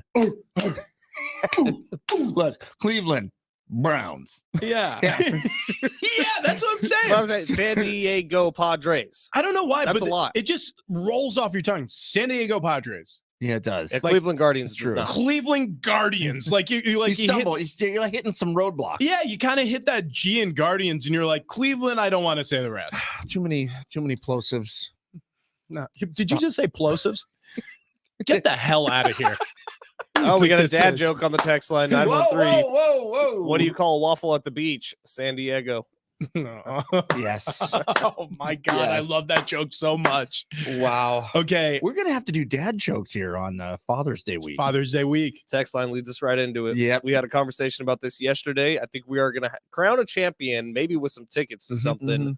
Best dad joke coming up later in the week. Yeah. I love that. That's the 913. That's our guy from 913. Also, 913 says that he thinks I have a lucrative career as a DoorDash driver. That was quick. Yeah, I mean, dude, 3:30 in a drive-through. That was quick. You're talking Usain Bolt. 3 minutes 11 seconds in the drive-through, and then over the course of the entire trip, you went door to door, back to door in 12 minutes with a 3-minute delay at a stoplight. Dude, I mean, you flew. It's like good. It's like grease lightning. I did think, what if I get pulled over? And I went, well, I guess it'll be good content.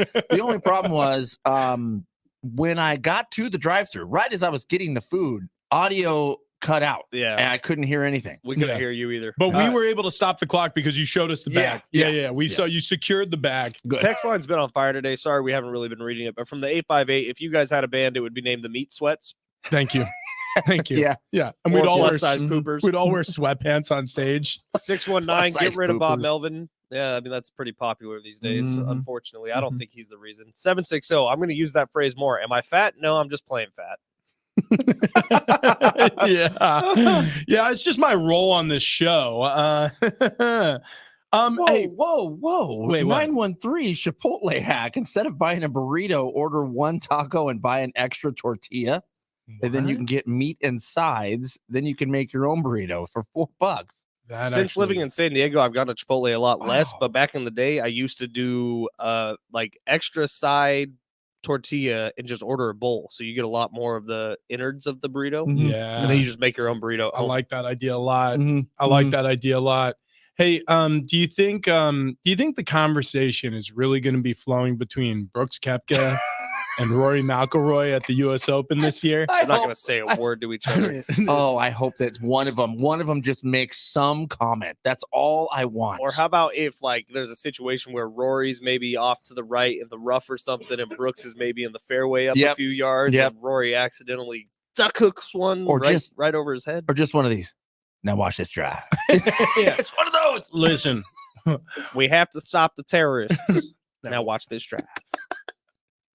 We've got to take down the live golfers. And Brooksy, I hate you. Now watch this drive. Say what you will about great. Like, I don't know if he was a great president. That dude had some moments. He had lines. Dodging the shoe.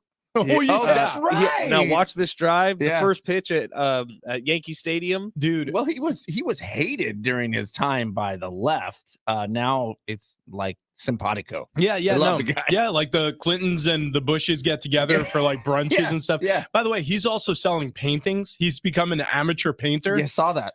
You can buy a whole book with all his paintings. And that throw, by the way, the first pitch was one of the best moments. I mean, also it was a damn laser beam. Did you watch The Captain?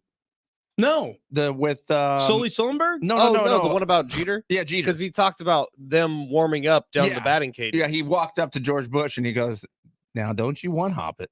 and then just walked away.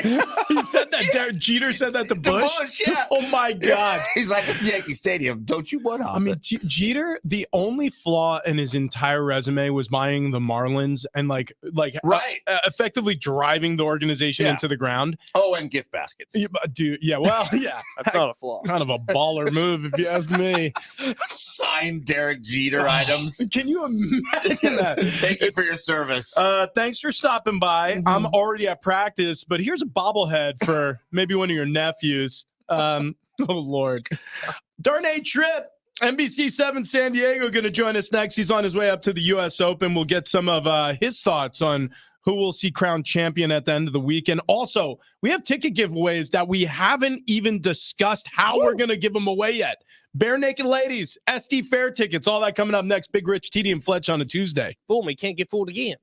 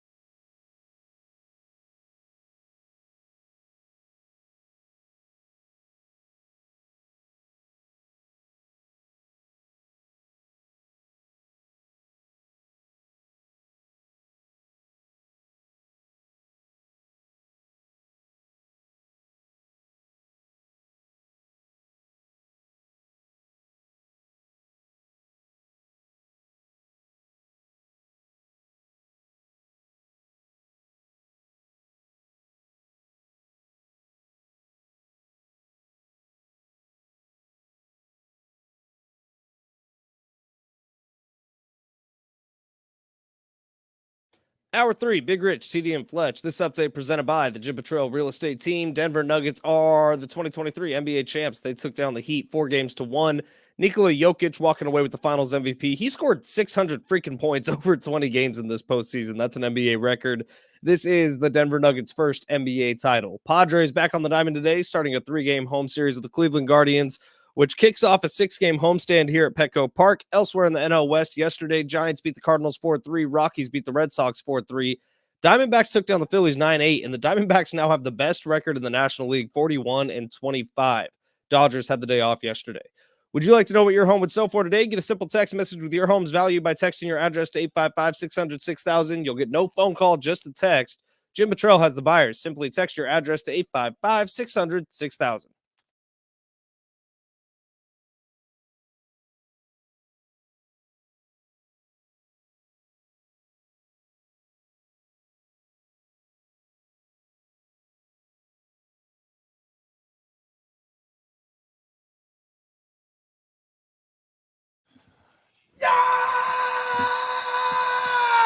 Woo!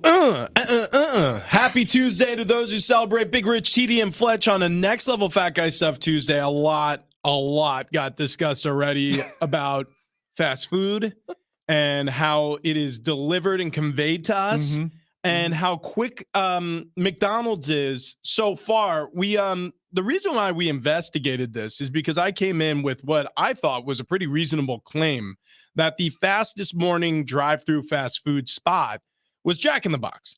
Because I don't think a lot of people think Jack in the Box for breakfast at a fast food joint. So I kind of feel like I'm just beating the crowds. I'm going, I'm zigging where they're zagging. Right. And both of you guys, you were like, McDonald's, hands down, way faster. You're an idiot. They got to figure it out. I think they have more staff, too. Maybe. I don't know. Here's the deal. I've had so much success there. So we're testing this.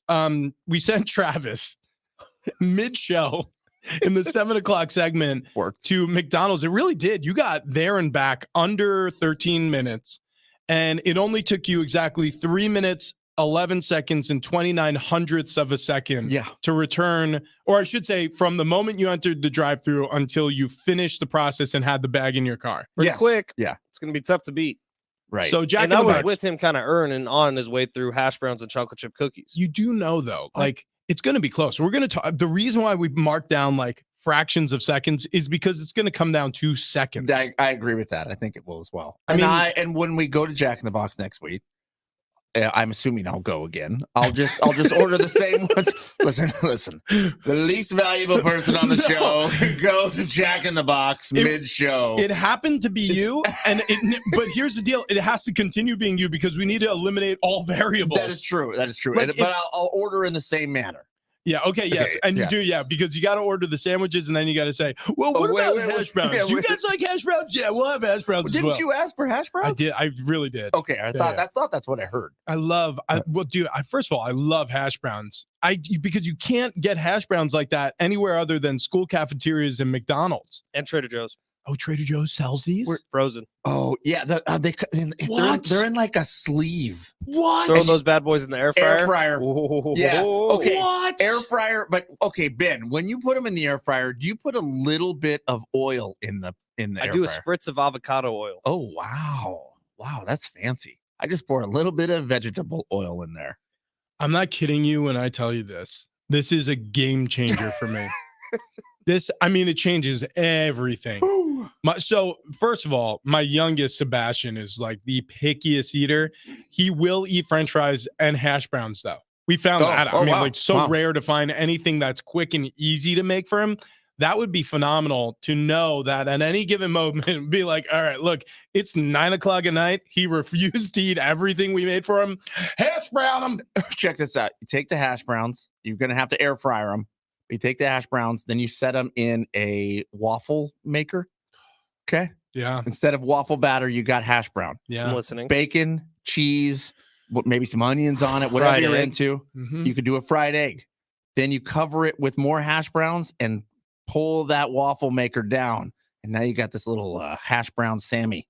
It's filled with egg and bacon and cheese. Okay. All right. Since you kicked out Caleb and you gave Finley Caleb's room. Yeah. Finley the cat, by the way, who survived its ordeal. Been amazing. Amazing. Hats off to Animal Urgent Care out there in Escondido.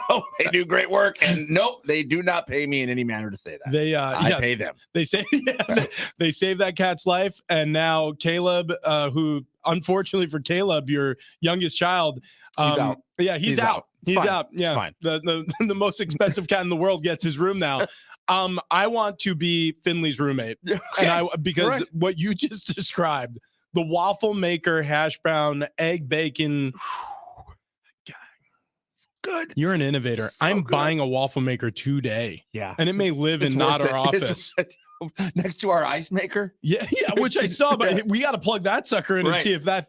Man, we have so many things that we need to do. So many things that no other office has, by the way. Okay, be listening to this interview we're going to have coming up with Darnay Tripp in just minutes for your opportunity for a code word. Mm-hmm. We're going to get a code word from Darnay Tripp, and that's going to be for your SD Fair tickets. Okay. So you're going to have to listen to every single word that Darnay Tripp says. Every single one. Every single word. You may want to transcribe it. Yeah, write it down as he's speaking. It's going to be real tough. Because one of those words, and it might be like he or they, it could be a pronoun, it could be anything.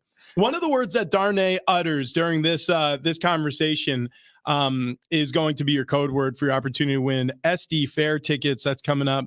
And really excited to talk to Darnay about two things. So he's on his way up to the U.S. Open. He's going to take in some of the practice rounds for NBC7 San Diego, where he's a sports anchor. Also, he does the On Fryer podcast alongside Derek Togerson. They've been doing it for years now.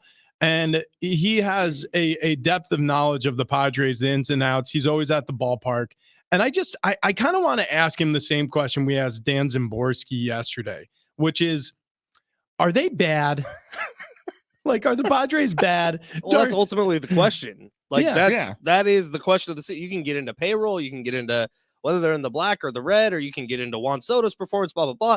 What it comes down to is this a good or bad team? Yeah. Because once you have that answer, I mean, you know how to move forward. Yeah, you just, it really is. It's like, it is like one of those, what do they call it, where you have the two lines. It starts with the question, and then it has yes or no, and then off of the yes or no's, it has like, it's like the pyramid scheme. Not a pyramid scheme. It's like the line that, oh, did you answer yes? I know what it is, but it's also kind of shaped in a pyramid. It is. Well, a little bit. Yeah, it's that tree graph, right? Where we're trying to get to the point where the answers lead you to stick with the plan, go win the World Series, right? Like that kind of feels like what everybody wants. The World Series seems very, very far off for this team.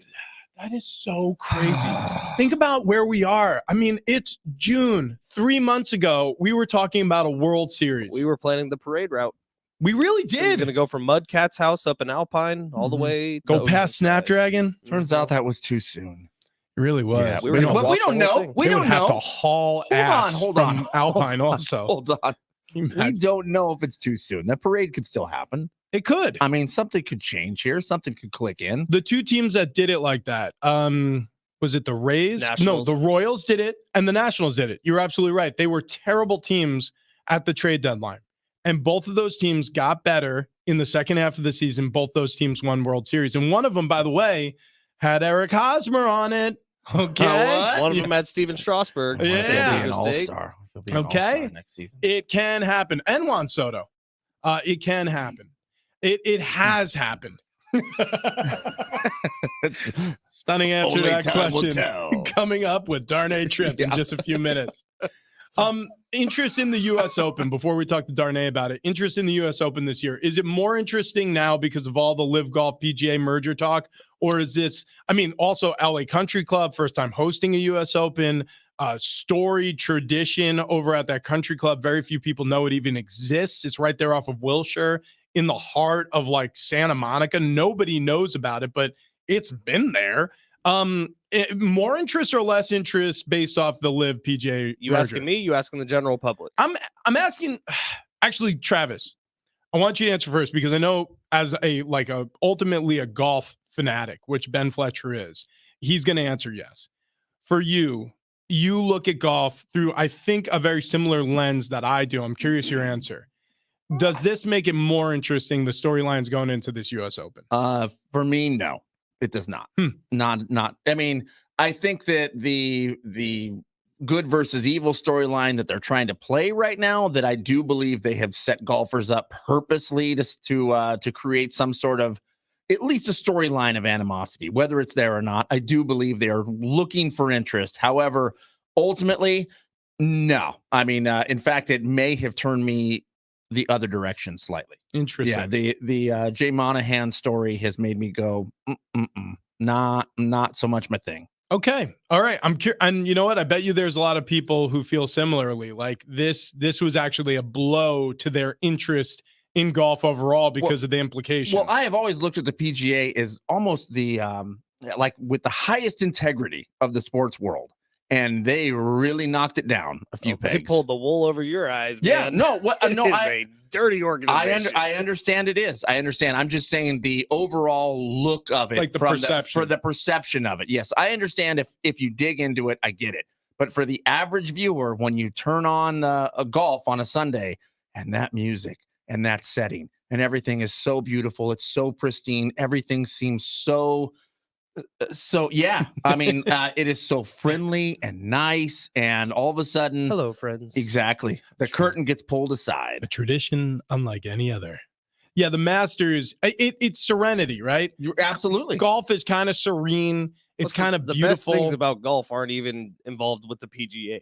Like it's Yeah. the USGA. It's the conglomerate that runs the Masters. It's the conglomerate that runs the British Open. But the average viewer does not know that. Correct. For me, it boils down to three things. Brooks is back.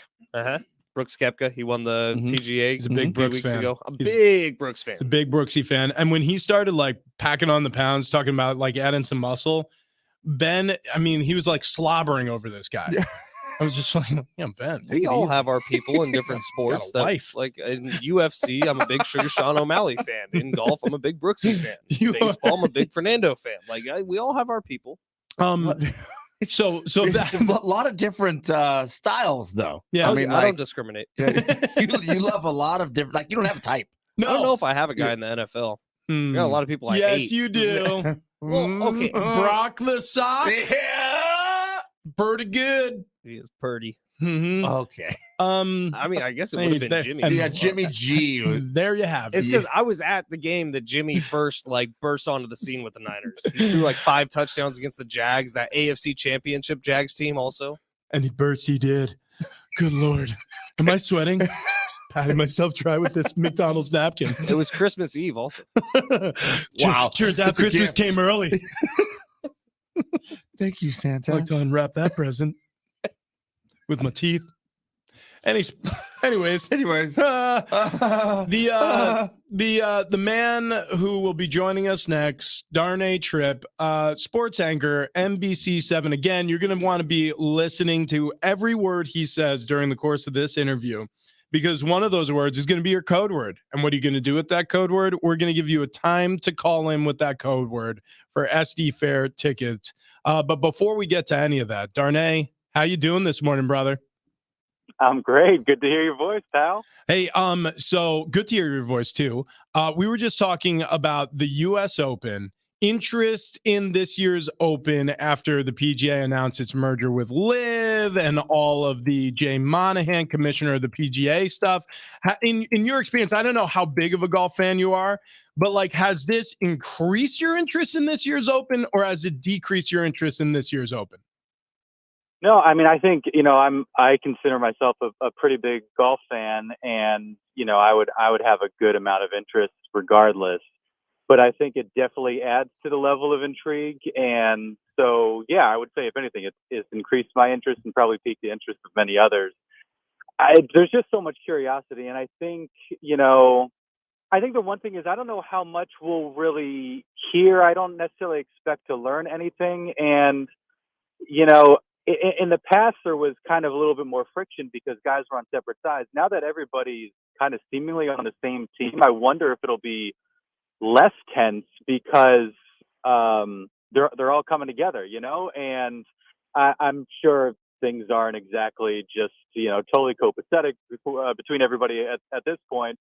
just because of what we heard last week. And there's obviously kind of some tension and disappointment just in the way that it handled. But I wonder if it takes some of the edge off, just that you no longer have competing tours and everybody's going to be eventually kind of pulling in the same direction. From what we've heard, though, guys are just kind of confused and don't really know what's happening and what to expect because there's been so few details that have actually emerged from last week's news. Darnay, kind of a sidebar from golf. Pat Sajak says he's stepping down from Wheel of Fortune. Does that open the door for you to step in there? Great question. That is a great question. I got to say, I've put no thought into this whatsoever. Wow, it's weird. I've thought about this. I've literally thought about this continuously since yesterday when it was announced. Yeah, Darnay, I'm sorry to catch you on the fly with such an important question, but if you could, I just humor us. Yeah. Do you think you could fill those shoes? I mean, is that something you would be even interested in if they reached out? I mean, you take the call, right? I mean, you'd be crazy not to take the call. And so if they want to have that discussion, I'm certainly open to it. Sure. So yeah, I think I've always kind of considered myself more of a Jeopardy guy. I know those shoes have kind of been filled. Yeah. But a proud franchise like Wheel of Fortune, who wouldn't want to be associated with something like that?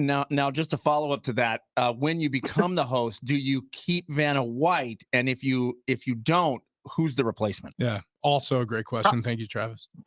I would think probably Rich, but oh wow, but keeping the same wardrobe as Anna. That's smart. Yeah, that's smart. I got the legs. Same He does size. have glistening thighs. I do have the legs for it. I've been working out a lot. It's a tough job though, because you actually have to touch a button now. I think.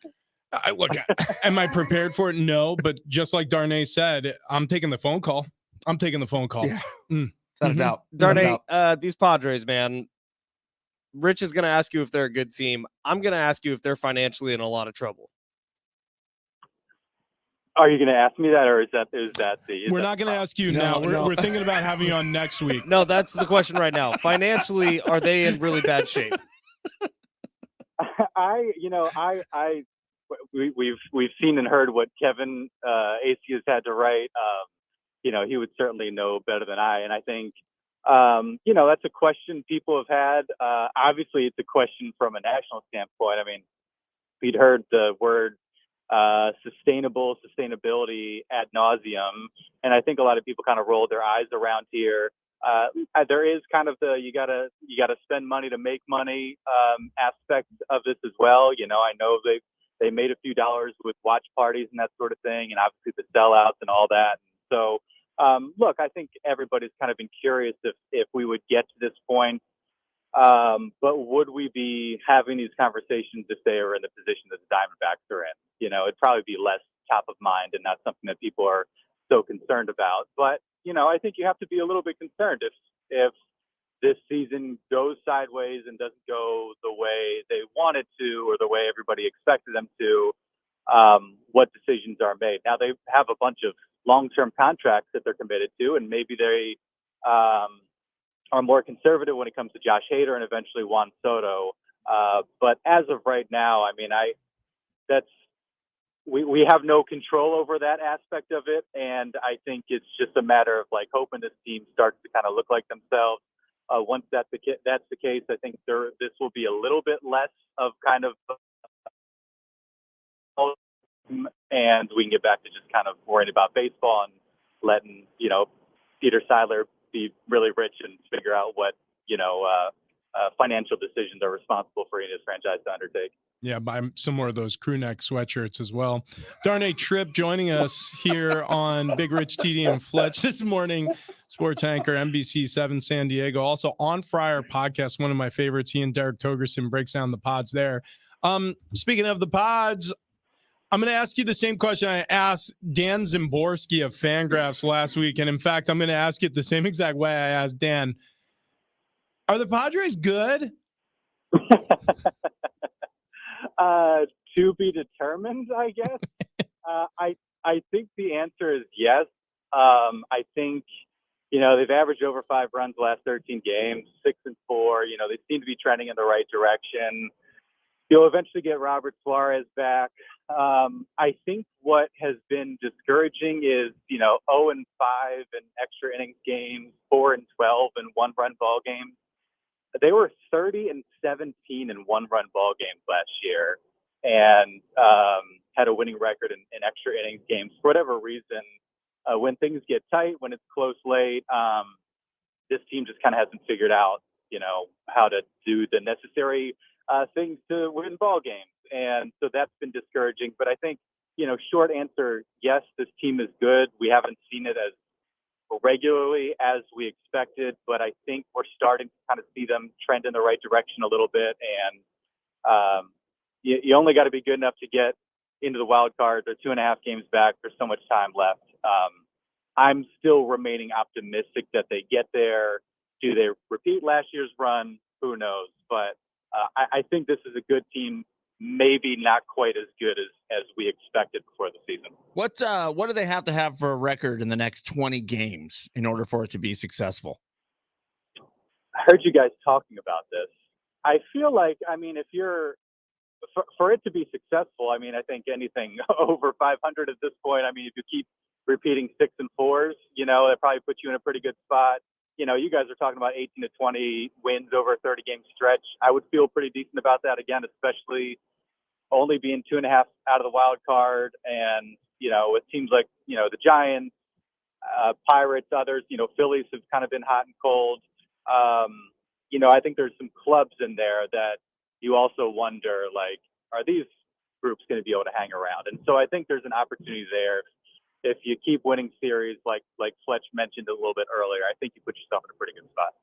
Darnay, we love you a lot. We appreciate you spending some of your morning with us, and we'll do it again real soon, buddy. This interview is entirely too normal, guys. I'm going to need you to be weirder next time. Well, Wow, we covered a lot. Rich is going to be in a Vanna white dress soon. Yeah. Vanna? Also, I would like to know, will you bring back remember at the end of Wheel of Fortune at each round where you used to be able to shop for prizes? Yeah, please do that. Yeah, I would like that to come back. Darnay. Where you do what? You would shop. You would it was like if you won the round. It's like a showcase. It was like a showcase, and you had to like pick it as it went by. Like, I'm gonna spend $700 on the Lazy Boy. Yeah. Oh, and I'll take those stack of picture frames. Mm-hmm. Yeah, and then the trip to Cancun. Darnay, you got a lot of work to do. Yeah, there's a lot happening. And I gotta work on the glutes, but together I think we'll make a tower of power for years to come on the television. Yeah. Big things ahead of you and I, buddy. Yeah. Whew. Good stuff. Whew. Good stuff ahead. Careful driving. There he goes. Darnay Tripp, NBC 7 San Diego. We were like NBC Sports 760. Coming up on San Diego Sports 760, your opportunity to win that 4-pack of tickets to the SD Fair. Very simple. All you have to do is call in at exactly 8:28. 828-844-570-1360. Who is going to be Darnay Tripp's Vanna White if he becomes the new Pat Sajak? That's the code word you need to call in with. Okay. And speaking about having the legs, I just took my shoes off. My feet smell so bad. I was wondering the same thing. Man, if I don't have the legs to be Vanna White, I certainly have the feet. The Good Feet store has changed my life. I put these arch supports in my shoes every single day, and they have these benefits that I've enjoyed, from pain relief, better balance, better performance, recovery. You go on a long mall walk, or you're going around a theme park, or you're going to, take a beach walk, whatever it is. If you've spent a lot of time on your feet, you wake up feeling a lot better the next day. My co-hosts are taking their shoes off. It stinks in studio right now, and I see a Good Feet store arch support flew out of Travis Dale's shoe. These are precision relaxer, man. It's a relaxer. Your personal needs, profession, footwear, lifestyle. Get to a Good Feet store. Good Lord, put your shoes back on. Coming up next, more of this nonsense.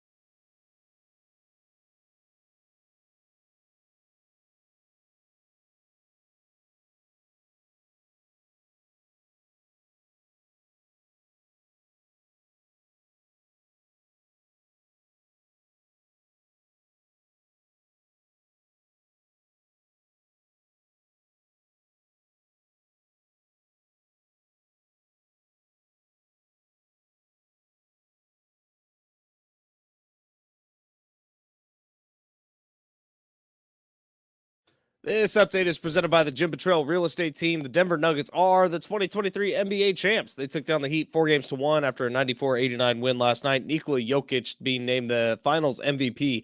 He scored 600 points over 20 games this postseason. That's a new record, and this is the Nuggets' first NBA title. Padres back on the diamond today. They start a 3-game homestand with the Cleveland Guardians. That kicks off a 6-game total homestand over at Petco Park. Elsewhere in the NL West, Giants beat the Cardinals 4-3. Rockies took down the Red Sox 4-3. D-backs beat the Phillies 9-8, and the D-backs now have the best record in the National League, 41-25. Dodgers had the day off yesterday. Would you like to know what your home would sell for today? Get a simple text message with your home's value by texting your address to 855-600-6000. You'll get no phone call, just a text. Jim Betrell has the buyers. Simply text your address to 855-600-6000.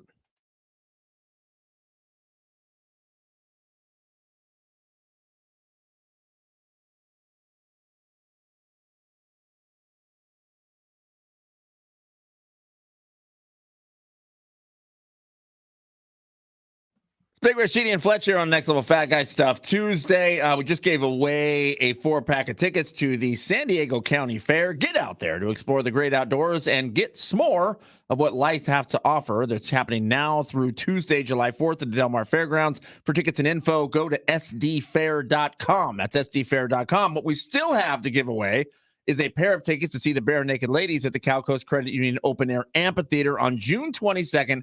Tickets and info there at Ticketmaster.com. But just keep listening here for your chance to win, because it's going to be creative and it's going to be a surprise. Fried butter on 3. 1, 2, 3. Fried butter! It was better yesterday. It was. I didn't hear what you said. It was butter yesterday. It was really buttery. It was buttery.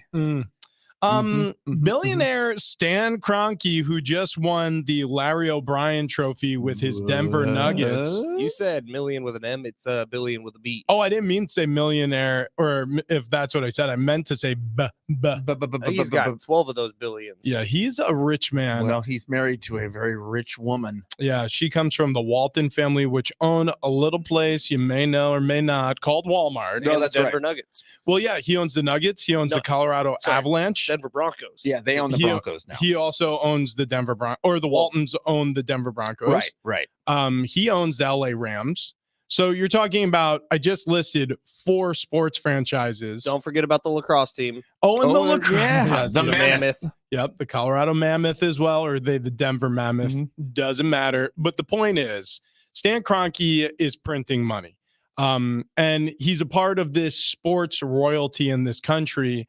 And so anything he touches turns to gold, because once you get up there with the high flyers and the big boys, and he was one before he even invested in sports teams, and especially when you start earning championships like he has many times over now with these franchises that he's owned, you can do no wrong. Now, why are we talking about Stan Kroenke on June 13th in 2023 here in San Diego? Why would that make sense? Well, an article just hit the San Diego Union Tribune that Stan Kroenke has joined the Midway Rising as a majority investor. Who's Midway Rising? They are a San Diego sports arena project group who wants to tear down the old sports arena and make a brand new one with a surrounding complex. And it looks, I mean, the renderings of it look insane. Renderings, San Diego, hand in hand. So it says the real estate moguls edition shakes up Midway Rising's legal structure, removes doubt about the project's financing prospects, and will likely spawn rampant speculation as to whether San Diego can attract another professional team, which would include NHL, obviously, arena needed there, or an NBA team. Correct. So the reason why NBA all of a sudden makes a lot of sense is because Adam Sandler did not say this. It was Adam Silver. Okay. Adam Sandler got to the podium during the NBA's postseason and went, a gabagoo, a jibajoo. Would you like a piece of pie? No, Adam Silver said that expansion is in the future. In the very near future. And a lot of people are saying, Vegas, it makes perfect sense. Golden Knights, they're about to win the Stanley Cup. The Raiders, it's been a success over the past. They started in a pandemic and it's been successful. So, I could see that. The A's, right? Yeah, but what about San Diego? I could see that too. And guess what? The Waltons, who just bought the Denver Broncos, all of a sudden could be in the market for an NBA team. I'm in. And there's a tie in there with the whole little marriage. So you never know. Think about this two ways. Okay. So you have the Walton family and Stan Kroenke, the daughter of the Walton family and Stan married. No conflict of interest there. Stanny, he owns the Rams.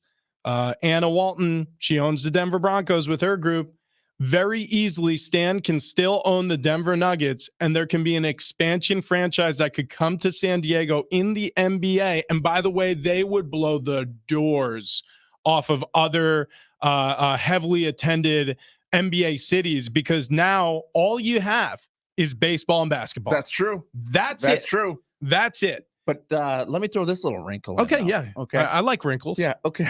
Like wrinkles, like to iron them out. Yeah. Like to iron them out. Yeah, you saw it. We have a profile for Ben on grandmazone.com. Granny Zone. How's that going, by the way? I How's that haven't going? looked at it. Well, hang on, Let's let me see if look they've at it. sent a vehicle his way. Grannyzone.com. There it is. Grannyzone.com. Okay. It has been a minute. I forgot this existed. Yeah, we did it for Ben because we were thinking when he needed a car, we figured he needs to go find a cougar. No, not a cougar. A leopard? Leopard. A leopard. But I still do need a car. Like I only have the current car for the next like 5 months.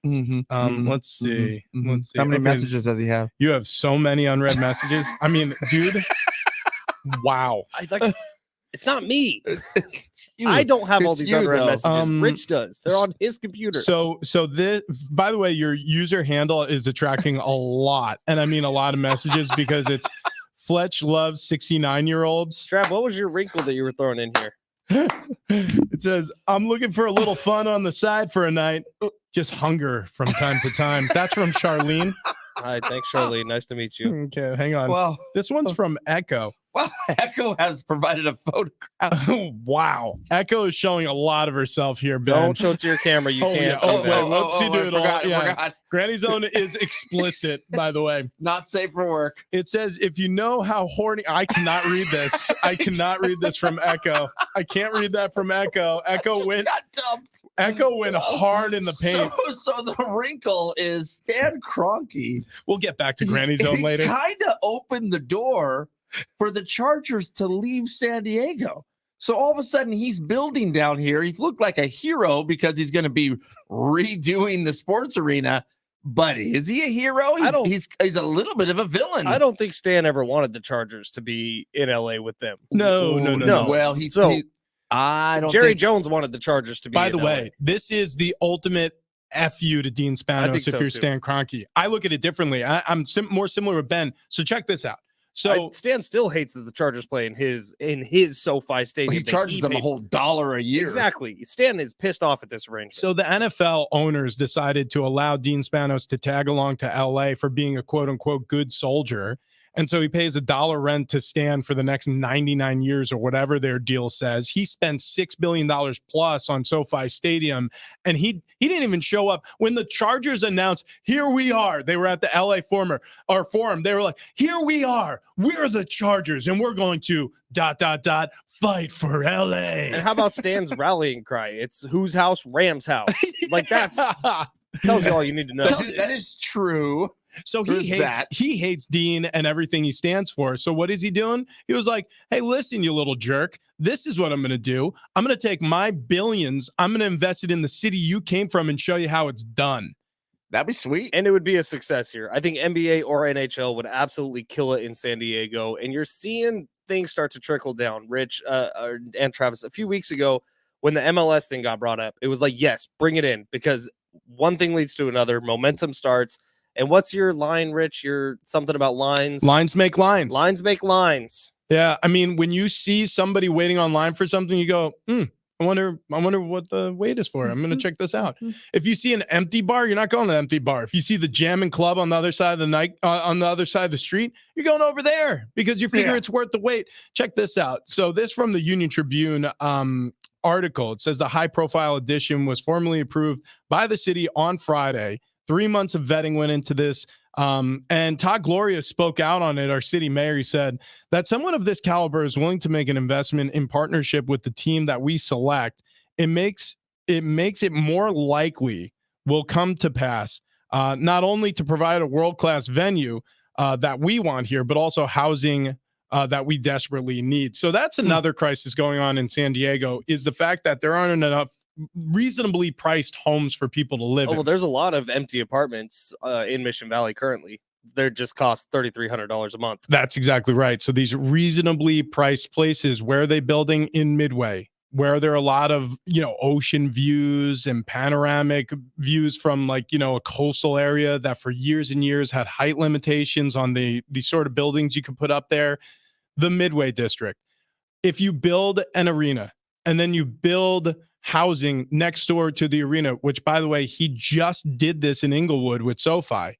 Well, all of a sudden you have the solution to two problems, which is you have this decrepit sports arena that a lot of people have a lot of, fond memories of, but if you've been recently, it's fallen apart. Absolutely. And then you have housing for people who need to rent apartments. This is a boom town. San Diego's growing exponentially. You need to make more places for people to live. So this is a win-win-win. And guess what? Capitalism prevails in this country. I know there's a lot of people who, they hate it. Or maybe they're indifferent to it. But the reality is, when you have somebody like Stan Kroenke who's willing to invest, even if it's out of spite of the owner who he has hanging on his coattails up in LA. And Stan's a heavy hitter, man. Like, you talk about someone who can get stuff done in multiple different sports. Like, that opens up a situation where both NHL and NBA could be moving to San Diego. Yeah, it's a big deal. That'd be It's sweet. huge. Love it.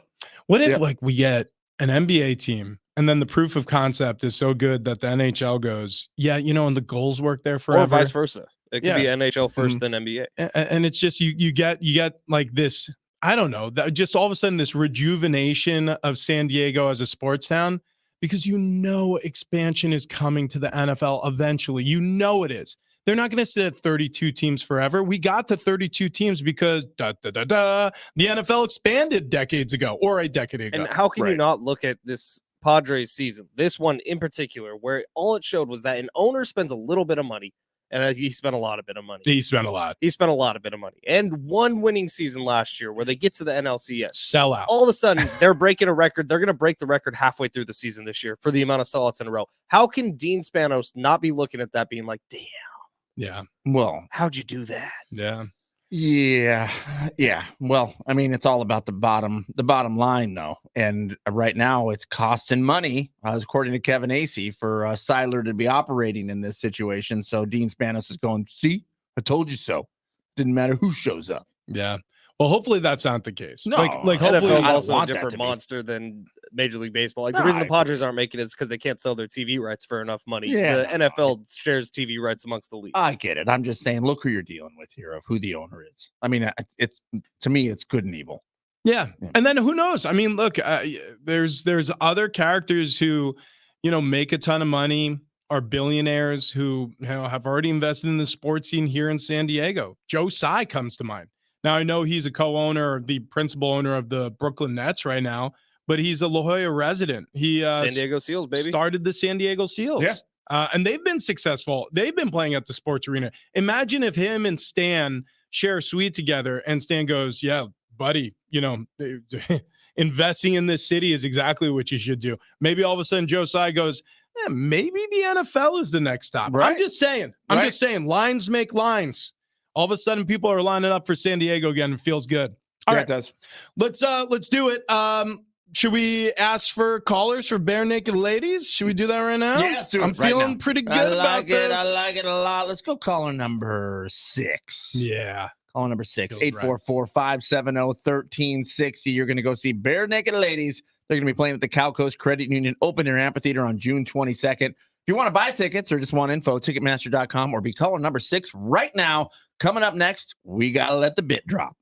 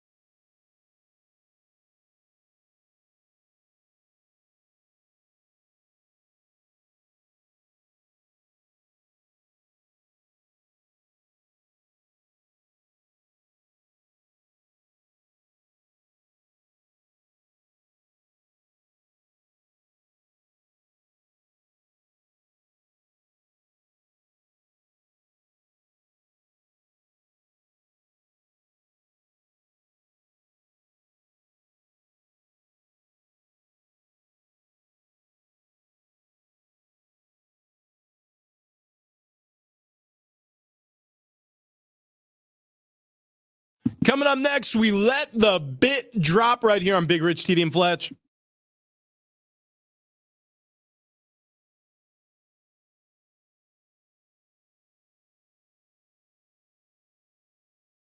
You said after the Lakers win, you said you were surprised that you didn't feel more.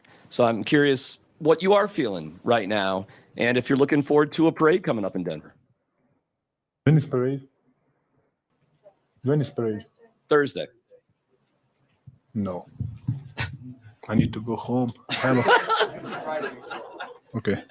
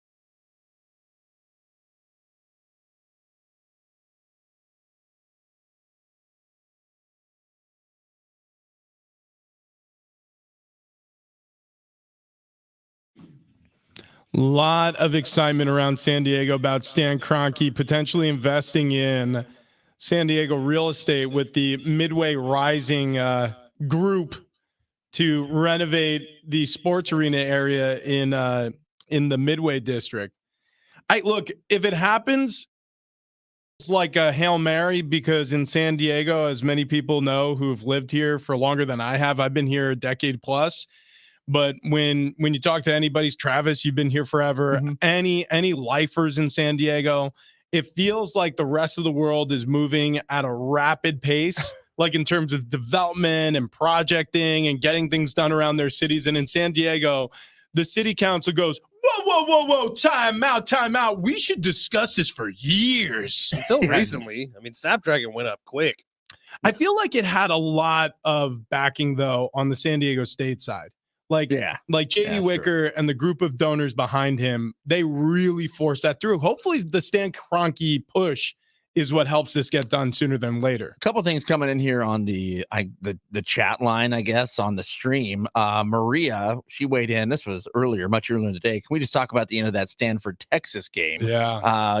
A funky ending there. Stanford advances to the World Series. Texas out because a Texas player, for a walk-off for Stanford, lost the ball in the lights. Mm-hmm. Dude, mm-hmm. To be that guy, like the Bill Buckner of the Longhorns, live with that the rest of your life. Right. I hate that about baseball. It's beautiful that it's an individual sport, but like you could get a lot hung on you that shouldn't be. Absolutely. Then Larry Joe here on the comment line. My opinion, a variable you're going to run into at Jack in the Box next week is their menu's awesome, where you can order anything off of it at any time. So the mornings there are going to be busier because you got people not only ordering breakfast, but if people want a burger, they roll to Jack in the Box. Okay, here's the thing, though, Larry Joe, and I'm glad he brought this up because we are testing this theory. I came in saying Jack in the Box drive-through line way faster at breakfast time. Travis and Ben both said, nope, way off. Mickey D's way faster. We tested Mickey D's today on Tuesday. 311 is going to be tough to beat. I know. 311 is going to be tough to beat. If it gets beat, it's only going to get beat by seconds. If it loses, it's only going to lose by seconds. it's going to be, honestly, it's going to come down to the wire. So it's something we must, I think it is, I think as a show, like this is what we were built for. Like, like we must accomplish this. Yes. So we're going to send Travis next Tuesday at exactly the same time. We're going to make sure he does exactly the same thing at the drive-through line. And we're going to find out once and for all in a debate that's only raged on for hours. Because science.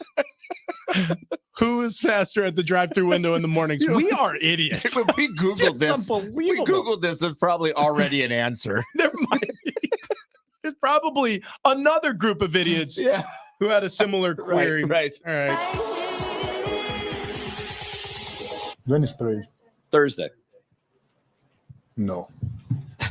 I need to go home.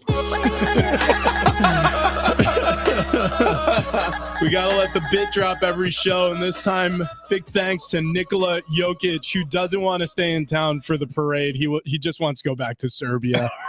Right. I am done here. The job is done now. I must go home to my mule. We were talking about this during a commercial break. It doesn't look like he loves anything. No, that's what robots, that's the reason why the future is bleak for all of us. Robots care about nothing. And Nikola Jokic, if there's one thing we discovered, he's a robot. Yeah. Like, I felt kind of bad for him yesterday. Everyone's going crazy celebrating, and he's just kind of like sulking. Yeah. He was like, good, now I can rest. He literally, the first thing the ESPN or whoever the reporter was after the game asked him when he was on camera, he said, it felt good. Job's done. I go home now. Yeah. He was like, good, all good. Better job than opening doors for Adam's family. Worst job than the farming. Gotta go. Like it was, I mean, it's pretty crazy. The today.com has KFC at the fastest drive-through, by the way. Wow. The Today Show did this? Yes, Good they did. Lord. Chick-fil-A coming in 10th, which seems shocking. They can roll through it pretty quick. Chick-fil-A gets backed up. Wendy's number 9, McDonald's number 8, Burger King 7, Arby's 6, Carl's Jr. 5, Dunkin' Donuts number 4. Wow. How's it long does it take to give you a donut? Well, I mean, I guess if you order they a do coffee. They do breakfast sandwiches also. Yeah. Oh, they do. Okay, all right. Hardee's, Taco Bell, then KFC number 1. You'll notice Jack in the Box not even on the list. Do you have this list again without Jane the Bee? This is what I've been saying about Jack in the Box, dude. Maybe they're a sleeper pick. It's a sleeper pick. That's what I'm saying. This is the reason why I think you guys are wrong here, because when everybody zigs or zags and they're going to these other drive-thrus, Jay and the B, man, they'll get you your sausage, egg, and cheese biscuit. And they'll get you on the run real quick. We'll find out a week from today. Gosh, I'm so glad that we're having these discussions because so few people are brave enough to. Listen, we do what people don't want to do. We do the hard work. Yeah. Ben, who do we thank? Darnay Tripp, Right NBC. He was talking about the Padres, about Wheel of Fortune. Was that the game show? Oh, yeah. Pat Sajak. As well as the LA Country Club US Open. Also, Joe and Carlos are 2 contest winners. Text line, YouTube, all the people love you guys. The roadies, the dogs, the hangers, the bangers. Thank you, Rich. Thank you, Travis. Thank you, Remy. Thank you, Keg and Bottle. Oh, yeah. No doubt. it. Take your dad to the Remy this weekend. Take him to the Remy, Mission Valley. It's really good steaks. We're going to be out there Thursday for lunch. We'll see you all tomorrow. We got The Herd with Colin Cowherd coming up next. San Diego Sports 760.